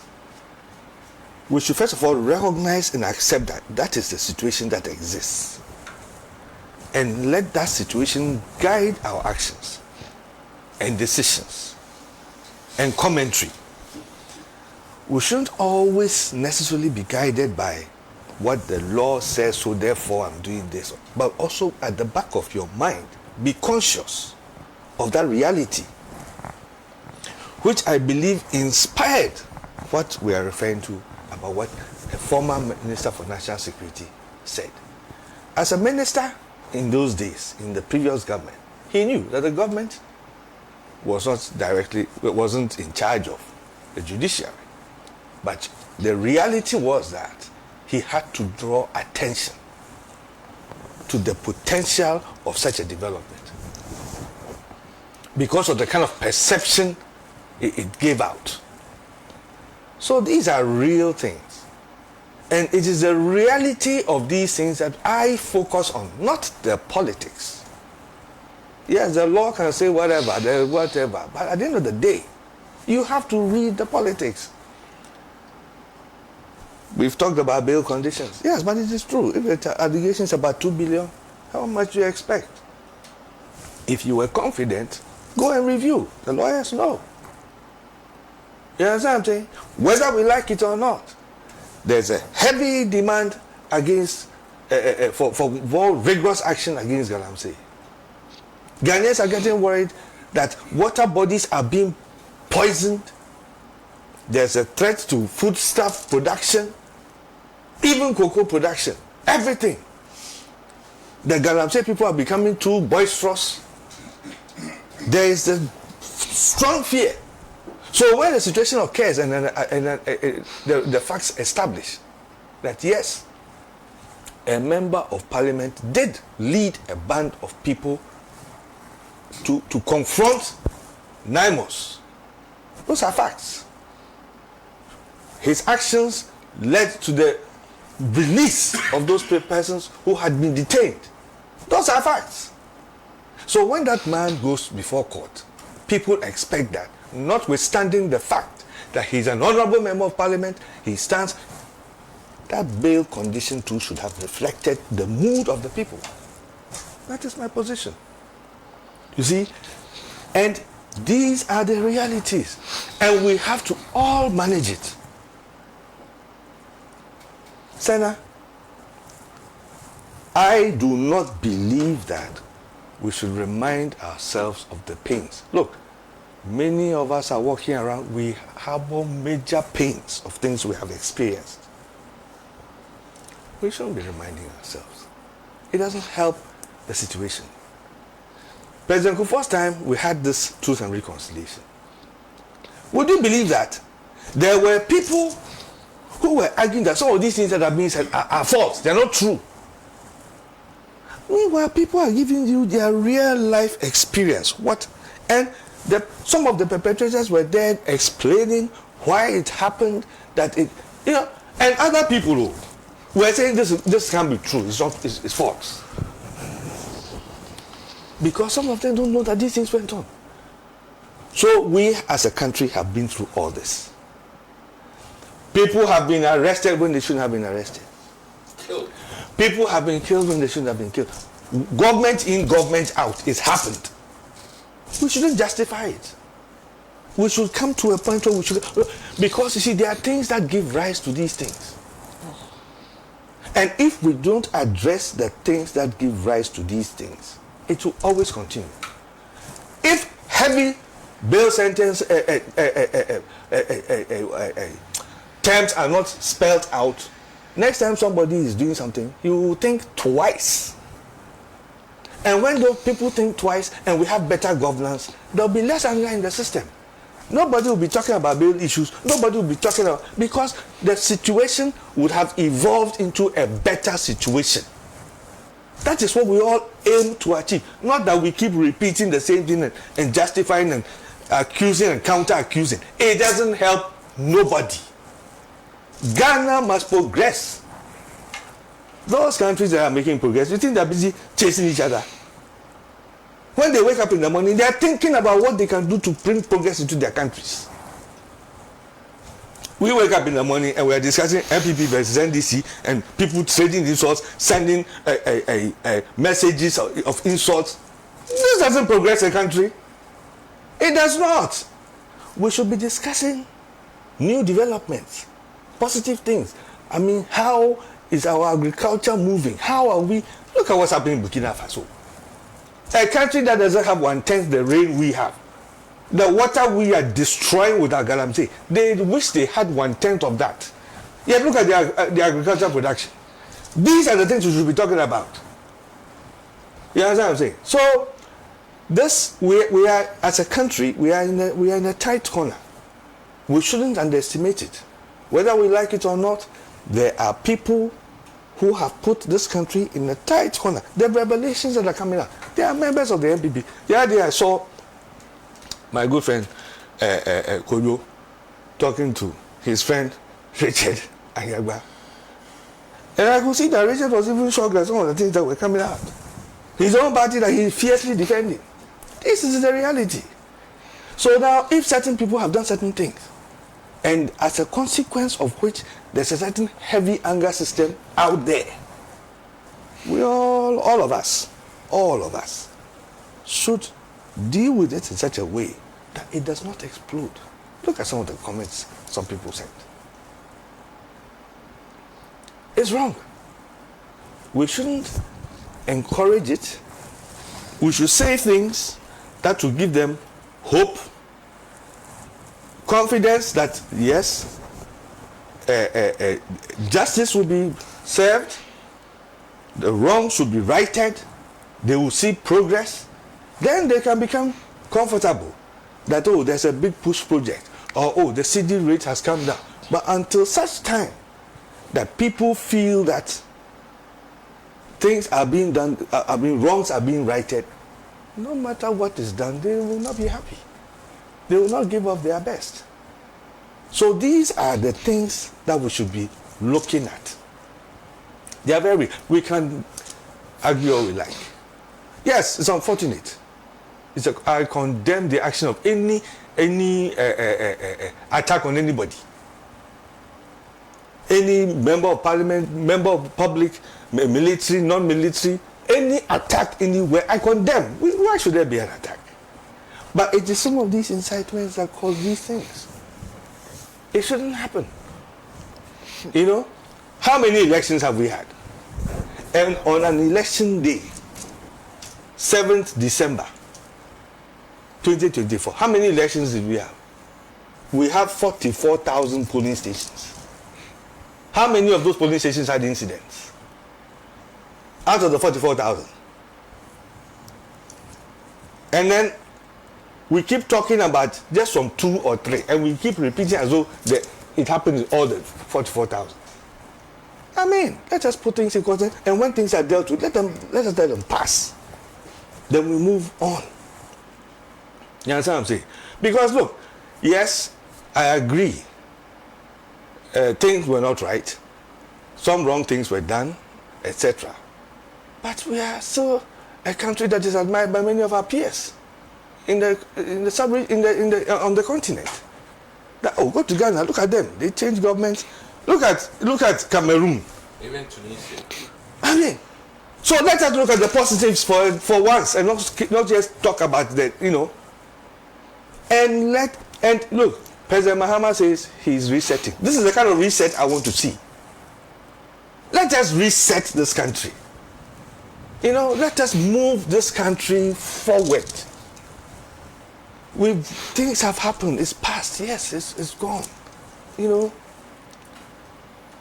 Mrs. Rawlings has passed. Yes, she's gone. She's done her bit. God being so good. We have Mrs. Faustina Champong. She's still alive. They are full around the man. I think they are still there. You know, let us celebrate what the positive things that they too, their husbands did for Ghana. Let us consider that one as well. You know what I'm saying? Because Ghana hasn't always been that bad. We've had, look, even when we were criticizing the man, look at where Ghana was and what we were doing. Check! Yet, you know, we failed to even recognize that. There were people who served in those governments, who served Ghana in various capacities. Let us look at the positives. Let us reset things. Let's reset things. You know what I'm saying? I think that political violence and things, yes, it's happened. Let us learn the lessons of it. I commend the Interior Minister for the actions he's taking and from the way things are being done. I am confident that the way things have started, they will pursue things in a way that will make everybody satisfied. I don't think we should have any problem. Anybody who at the end of the day is not satisfied with anything, they know where to pass. They know which courts to go to, where to address their issues. So there shouldn't be a problem. You know, I think we should focus on some of the positives as well, while condemning the negatives. And anything that is condemnable is condemnable. Okay. We do not equalize. Anybody who harms you or harms him, it's the same. I won't say because you are on my right or he's on my left, so therefore. No. You understand what I'm saying? So far as I'm concerned, on the issue of these things, I mean, I'm more concerned to what Comrade has just told us. Management of that public sentiment. Yes.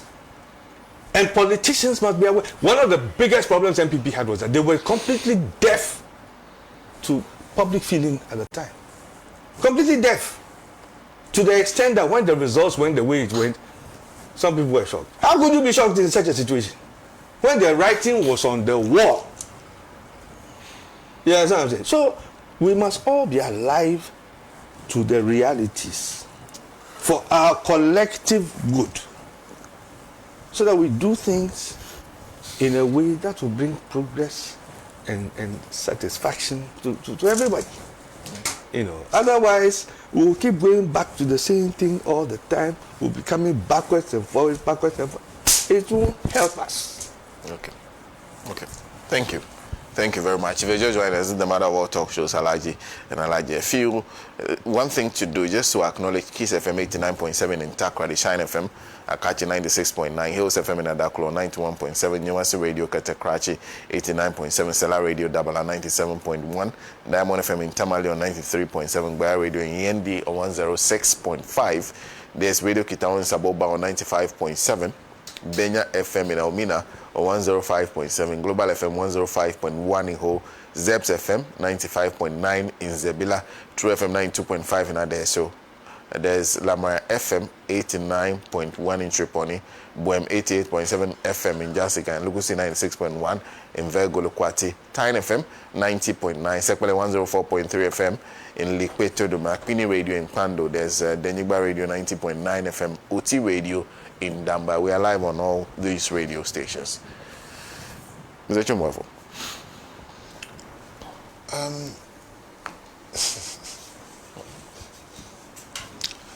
Dr. Kisi. Hold your guns. No, I'm not holding anything. Justice cannot be selective. Swallowing pain cannot be for one section of the political divide only. You people, from former President Akufo-Addo to you today, have mastered the phrase "Intibe to me akotusa." Why don't you practice it when you come to power? You admitted that not all of you are like that. The problem is that an overwhelming majority of you are like that. And if an overwhelming majority of you were not like that, you wouldn't have lost your seat. That's what I'm telling you. So don't sit there and play Pontius Pilate and wash your hands and tell us only the NDC to turn the other cheek all the time. Because that's called disingenuousness. Just 2 days ago, and any of the viewers and listeners who heard Sampine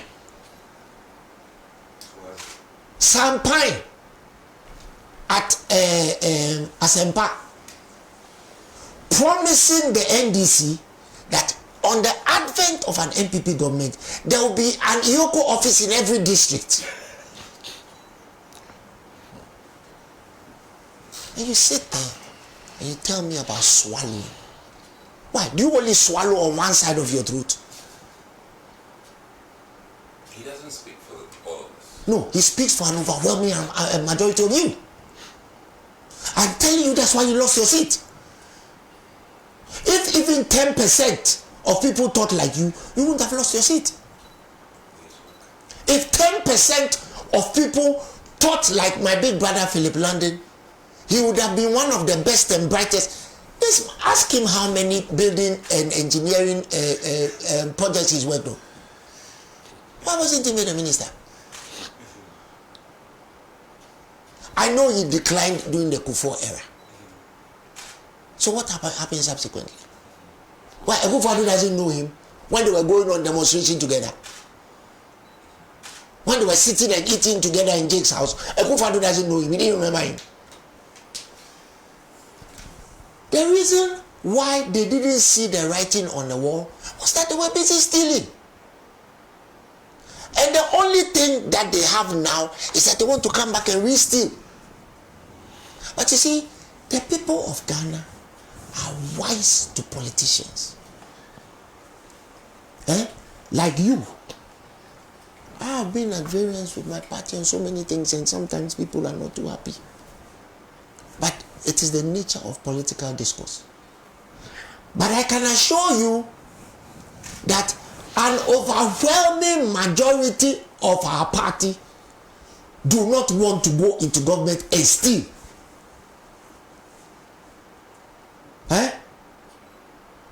We do not have people in our party who in 2017 had absolutely nothing. And in 2019, they were the largest depositors of money in Republic Bank. It doesn't exist in our party. I can assure you of that. See, that is the dichotomous relationship between the two. You are talking about Kwame Ejepong, our big brother Kwame Ejepong, and my fellow engineer being at the Rawlinson's place and forgotten about the past. Kwame Ejepong's contemporary history with your party is worse than with us. His own personal experience, because Kwame Ejepong had to escape from in the back of his car to avoid the wrath of Haji Afati. My big brother, am I right or am I wrong? On that day, if Haji Afati had laid her hands on Kwame Ejepong, would we be alive? At that time, what did you say? You were a minority.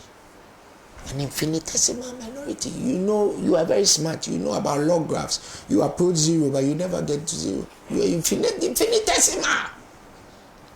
You could not complain. Like I'm saying, voices like yours come out. That is why you lost your seat. My friend and fellow employee at the free zones, Lawyer Piagubi, for speaking out against Ken Ofori-Atta, he was poisoned. I didn't say it. He said it himself. He also lost his seat. In fact, in his case, because they knew that an NDC person, he will win the primaries, right? They forcibly threw 2 or 3 people against. They made sure he lost the primaries. So, Dr. Adwagokisi, maybe you are one of those people who were born into the NPP. So you don't know any different. But people like you don't belong to the NPP. Do you know how I know? You know where I'm from? Eh? Do you know where I'm from? No. I'm from Ecuador. So I know what I'm telling you. I know about people who were born into the NPP tradition. But it takes people of fortitude to back that foolishness and decide that this is not something I want to belong to. Do you know why I suffered so much under your government? It's not just what I did, it's because of what I defied. Family feud. Yes. It was a family feud. So what I am telling you is something. What I am telling you is something I know about. You see, I don't say anything that anybody can dispute. I said, my brother Philip Landing is sitting here. We have had 25 years ago. I predicted. So if I started a church, maybe by now be a deacon. Because I told him this was going to happen. How do I know? Because I'm privy to their conversations. But maybe at the time, that taught me to think differently and find out if there was any truth to it. You see, the easiest option for somebody like me was just to be followed. Right? To be followed. I would have been perhaps the most prominent engineer in this country right now, because I would have gotten all the contracts at All Africa Games. Stolen enough. Bought myself some Land Cruisers. Right? Had a few new wives. Right? Isn't that what you people do? Steal the money and then you marry new wives. Right? And had, you know, all. That is why he lost his seat.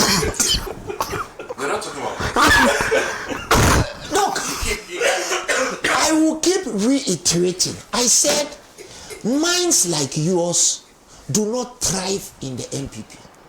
And the few... In what the MPP has become. Yes. Let me come to another of the examples. Our big brother, Alan Chematin. Alan Chematin stood, hold on. Yes, I'm getting there. Election violence. Let's go to election violence, whether it is internal, whether it is extemporal, whether it is election violence, or die, be die. Alan Chematin stepped aside, and Philip, tell me if I'm lying. Alan Chematin stepped aside for J.A. Kufuor to become the presidential candidate. Right? He stepped aside for a reason, because he respected party tradition. Do you think, knowing what he knows today, he would have stepped aside? Would you have advised him to step aside for J.A. Kufuor, given what he knew when he was in pole position to become the presidential candidate? Look at what has happened to him. Look at the disrespect that whippersnappers, to quote my auntie Sophia Ekufu, whippersnappers in Patrick Kakam, they insulted him. Meanwhile, Alan Chematin is the one who gave you people the youth vote in the 2000 election because of MPTech. You see, I've told you, me, I have the receipts. So if you want to have the conversation, I can let you have it. I can speak to you about it. If you like, let Uncle Kwesi say, you and I should sit here and discuss our contemporary political history for the whole day. And I'll give you dates, times, places. You cannot tell me that what Sam George went through is any different from what Hawa Kumsin supposed. Hawa Kumsin went to Ablekuma North with pepper spray. Has anybody sprayed pepper spray into your eyes before? Did Sam George spray pepper spray? When we have the police commandant putting tanks in police armored vehicles, in the Ablekuma North case, did you see any such thing? Why did you fail to mention that the perpetrators of the Ablekuma North case have been tried? Did that escape you? Have they been tried or not? Who has been tried in the Sam George case?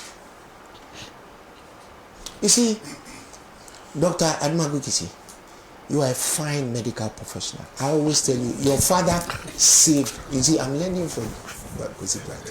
You know when he tells you that you are his very good friend, then you know something is about to happen. So, you see, I keep telling you that tales of what you do in your constituency go far and wide. Yeah. Keep doing it. Yeah. Because at the end of the day, that is what gives you validation. Correct. Not that moribund political authority that you imbibe. And indeed, if they ever select you for any seat, don't go. Because your thought processes won't change. Right? You will never change. You will never be one of them. Because you have independent thought. In your look, the SY General Secretary, Nana Ohinito. You know he's also my uncle, right? Canadian man. No, he's my uncle. Right? He's my uncle. Okay? I once had an engagement with him when I told him that his party people behave like lemmings. They will all jump off the cliff with their leader. At Joy FM. He was very upset. He even reported me to my mom. Then He and my mom are cousins. They are from like, I'm telling you, you can ask him. So recently, not even months, I spoke to him on the phone. I asked him, was I right or was I wrong? He started laughing at me. Look at the way you treated him. Because he had a point of view. He was given the authority to head a committee to file a report about political violence in your party. When he finished the report, Joe Wise came up with a minority report. And your party upheld the minority report. What a party. And you believe in democracy? My friend, let me stop here. Thank you. Thank you. That's very helpful. Let me jump to Mr. Pratt. Well, look, there's not much to say. I mean, I've seen victims of electoral violence. And I've said this over and over again. I went to the observance of the anniversary of what happened at Ayawaso West Wogon. And Sana, I saw people who would never be able to work again. I saw people who would never be able to walk again. I saw people with mutilated bodies and so on. You understand? And I saw people who have family, they have children, who have to be cared for and so on. Who for the only reason that they went to cast their ballots were fired at by a state-organized gang. State-organized, government-organized gang. And I sit back today, and sometimes I watch the videos of Ayawaso West Wogon. If you watch those videos, sometimes it looks like the stories we hear about Papa Dog and Baby Dog. You know, about the era of the Tonton Makuts and so on. And I wonder, and I've heard many other stories about those who were killed and so on. And I think that we have to do something about this situation.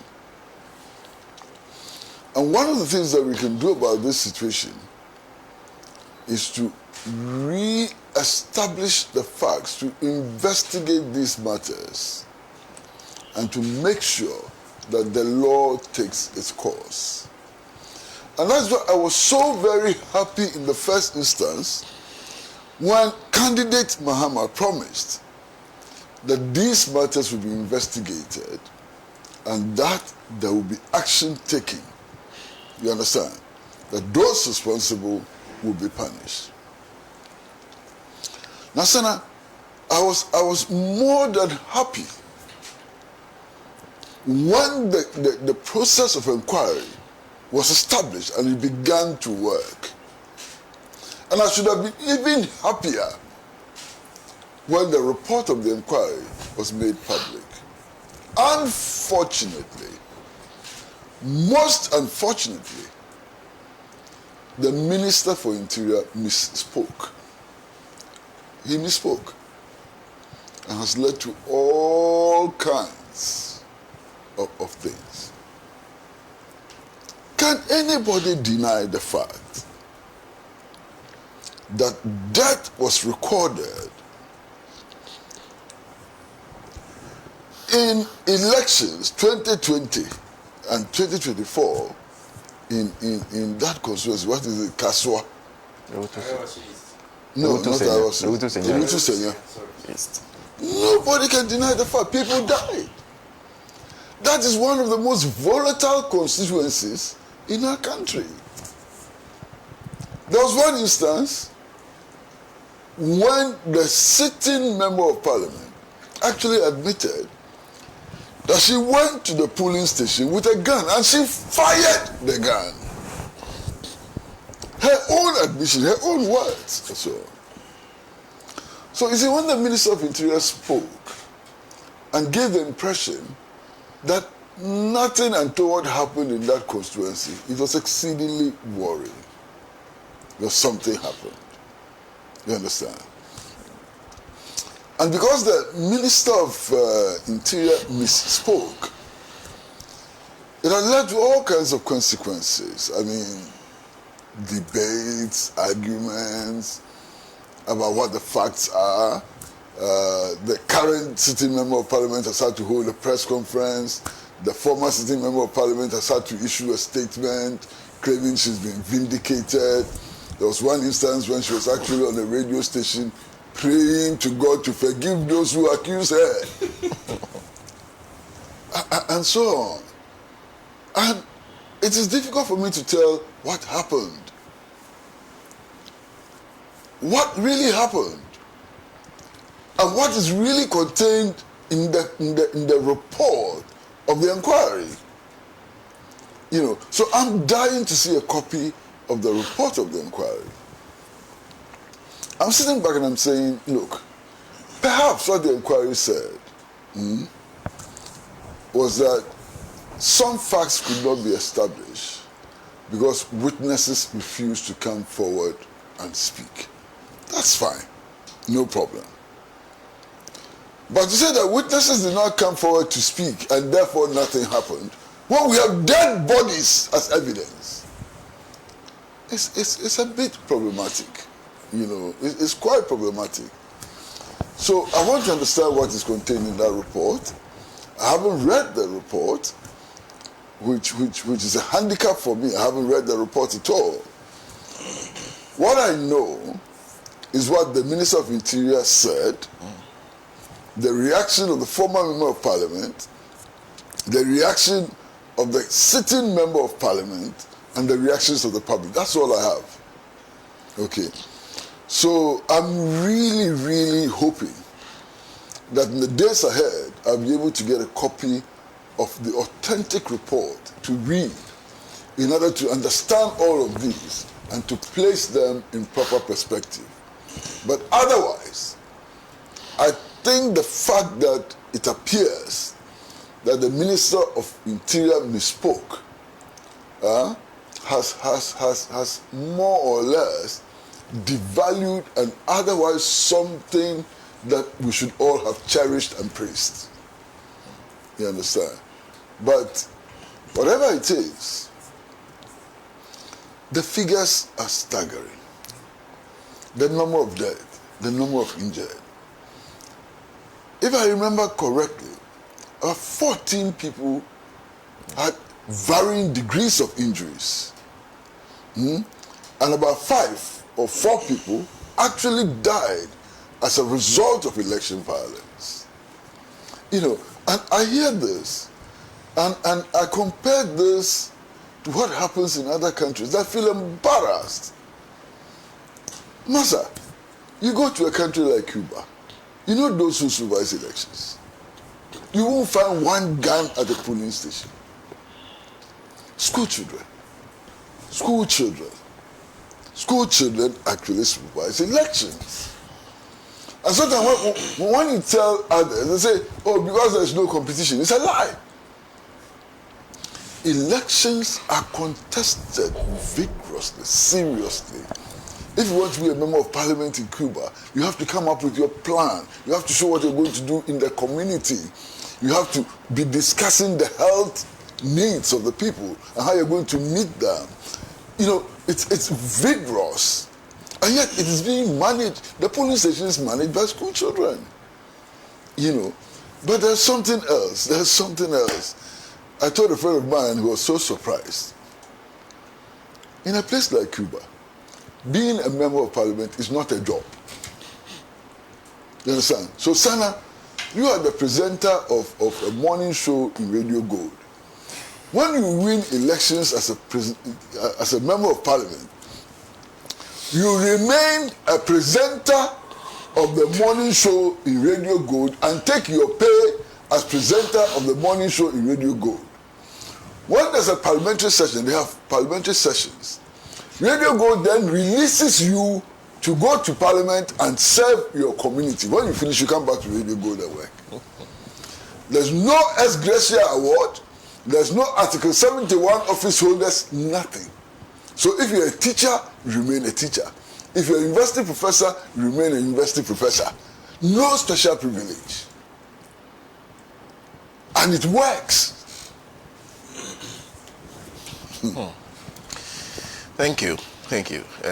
On the matter of the deaths, in fact, this is a quote from the minister, says 6 each from the 2020 and the 2024 general elections, which collectively led to 15 deaths and 40 injured. Yes. Yes. So the numbers are quite staggering. And it says this incident spanned multiple regions, including Bono East, Greater Accra, Bono, Northern, Central, Savannah, and Ashanti. So it happened in all those places. Well, let me do a couple of your comments. I have some 5 minutes more to go. I was hoping Mr. Pratt would have made some comment on the Mamdani situation, conclude for us.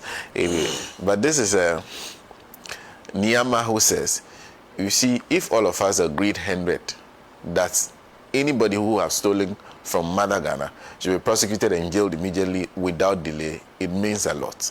I tell you, there are some politicians in army uniform who are waiting to take advantage of corrupt civilian politicians to stage a coup. It's happened several times in the country. They do not need a gun, but the support of aggrieved people who have seen politicians looting money in dollars in clear daylight. Mr. Kwesipra has said it all, but some of your panel don't understand where he was coming from. Ghanaians are forgotten so soon. Niama sent that. And then there's Wamfie who says, the state force to fight Galamsey should always supersede every force galvanized by any group of criminals, but no longer the kids' gloves with which Galamsey fighters enjoyed over the years. What are military officers and men doing at the various barracks when our very lives are being threatened by enemy of the state? Galamsey, he says, just deploy 50% of them with the right logistics and in 2 months, we are done with Galamsey. There's also this one from Kojoku who says, the MPP would always claim they are the fathers of democracy, but in actuality, they are the authors of political vindictiveness. I remember how Dr. Tonyelu was slapped in traffic just after Akufo took over. Isaac sent that, thank you. Thank you very much. And there's Prince who sent us from Kwashibu. Compared to this guy, other guys. Akufo did nothing.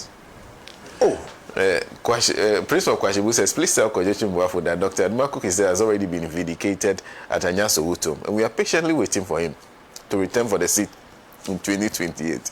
He's such a fine and honest gentleman that our party cannot lose, so he shouldn't try to woo him to the NDC. That's exactly what I'm doing. Dr. Aduma Kukisi will surely be back. Did I hide it at all? Because it's written in the start.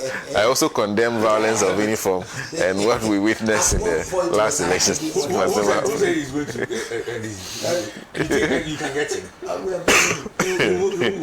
Why do you have said? We will take him. Oh, the yellow people. Actually, it won't be such a bad idea. Ntibafa from Gulf City says, how did the United Party share the positions among themselves? I know here of any elections.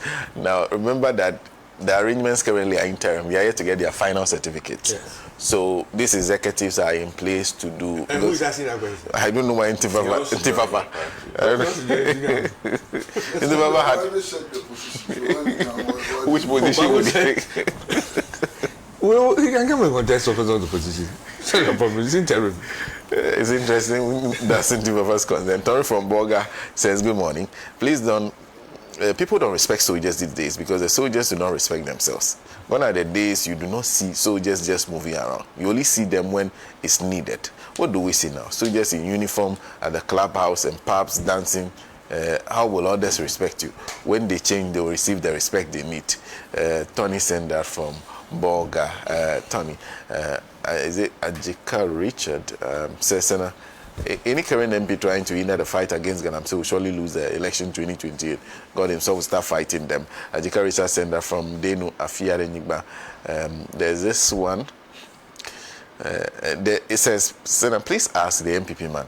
There's only the NDC government who should do the right thing, but they can't start. Well, that's from him. There's also Kofi G in Ablekuma. Is it not painful that you wake up every day hearing accusations on Galamsey, who both past and present government agree on common sense in solving just one problem, which is affecting all of us? Corruption, Galamsey, job for the youth, rules, water, food, and others. Sends greetings to my former MP in the wrong party. Dr. Kisi. I don't know why everybody has this impression that you are in the wrong party. Well, so those are some of the comments you're sharing with us and thank you very much for joining us on the show for today. And of course, a big thank you to our panel, Kwame Kwesi General Secretary of the Socialist Movement of Ghana, to my immediate left, Mr. Philip Landing, who is now, let me announce his new position, Vice Chairman of the United Party. Dr. Dixon Adomako Kisi, who is member of Parliament for Anyaso Wuto. And of course,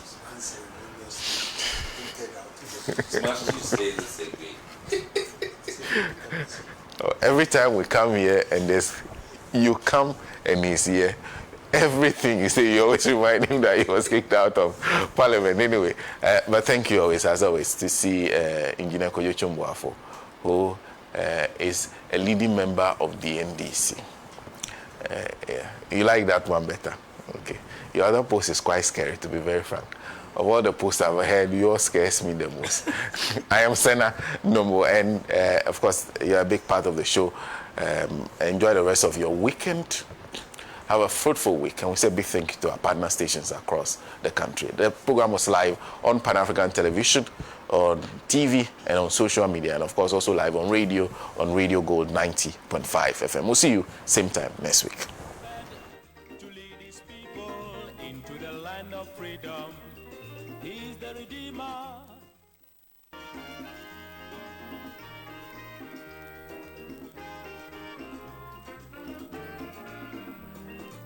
He has labored, he has suffered to lead his people into the land of freedom. He's the Redeemer. He has labored.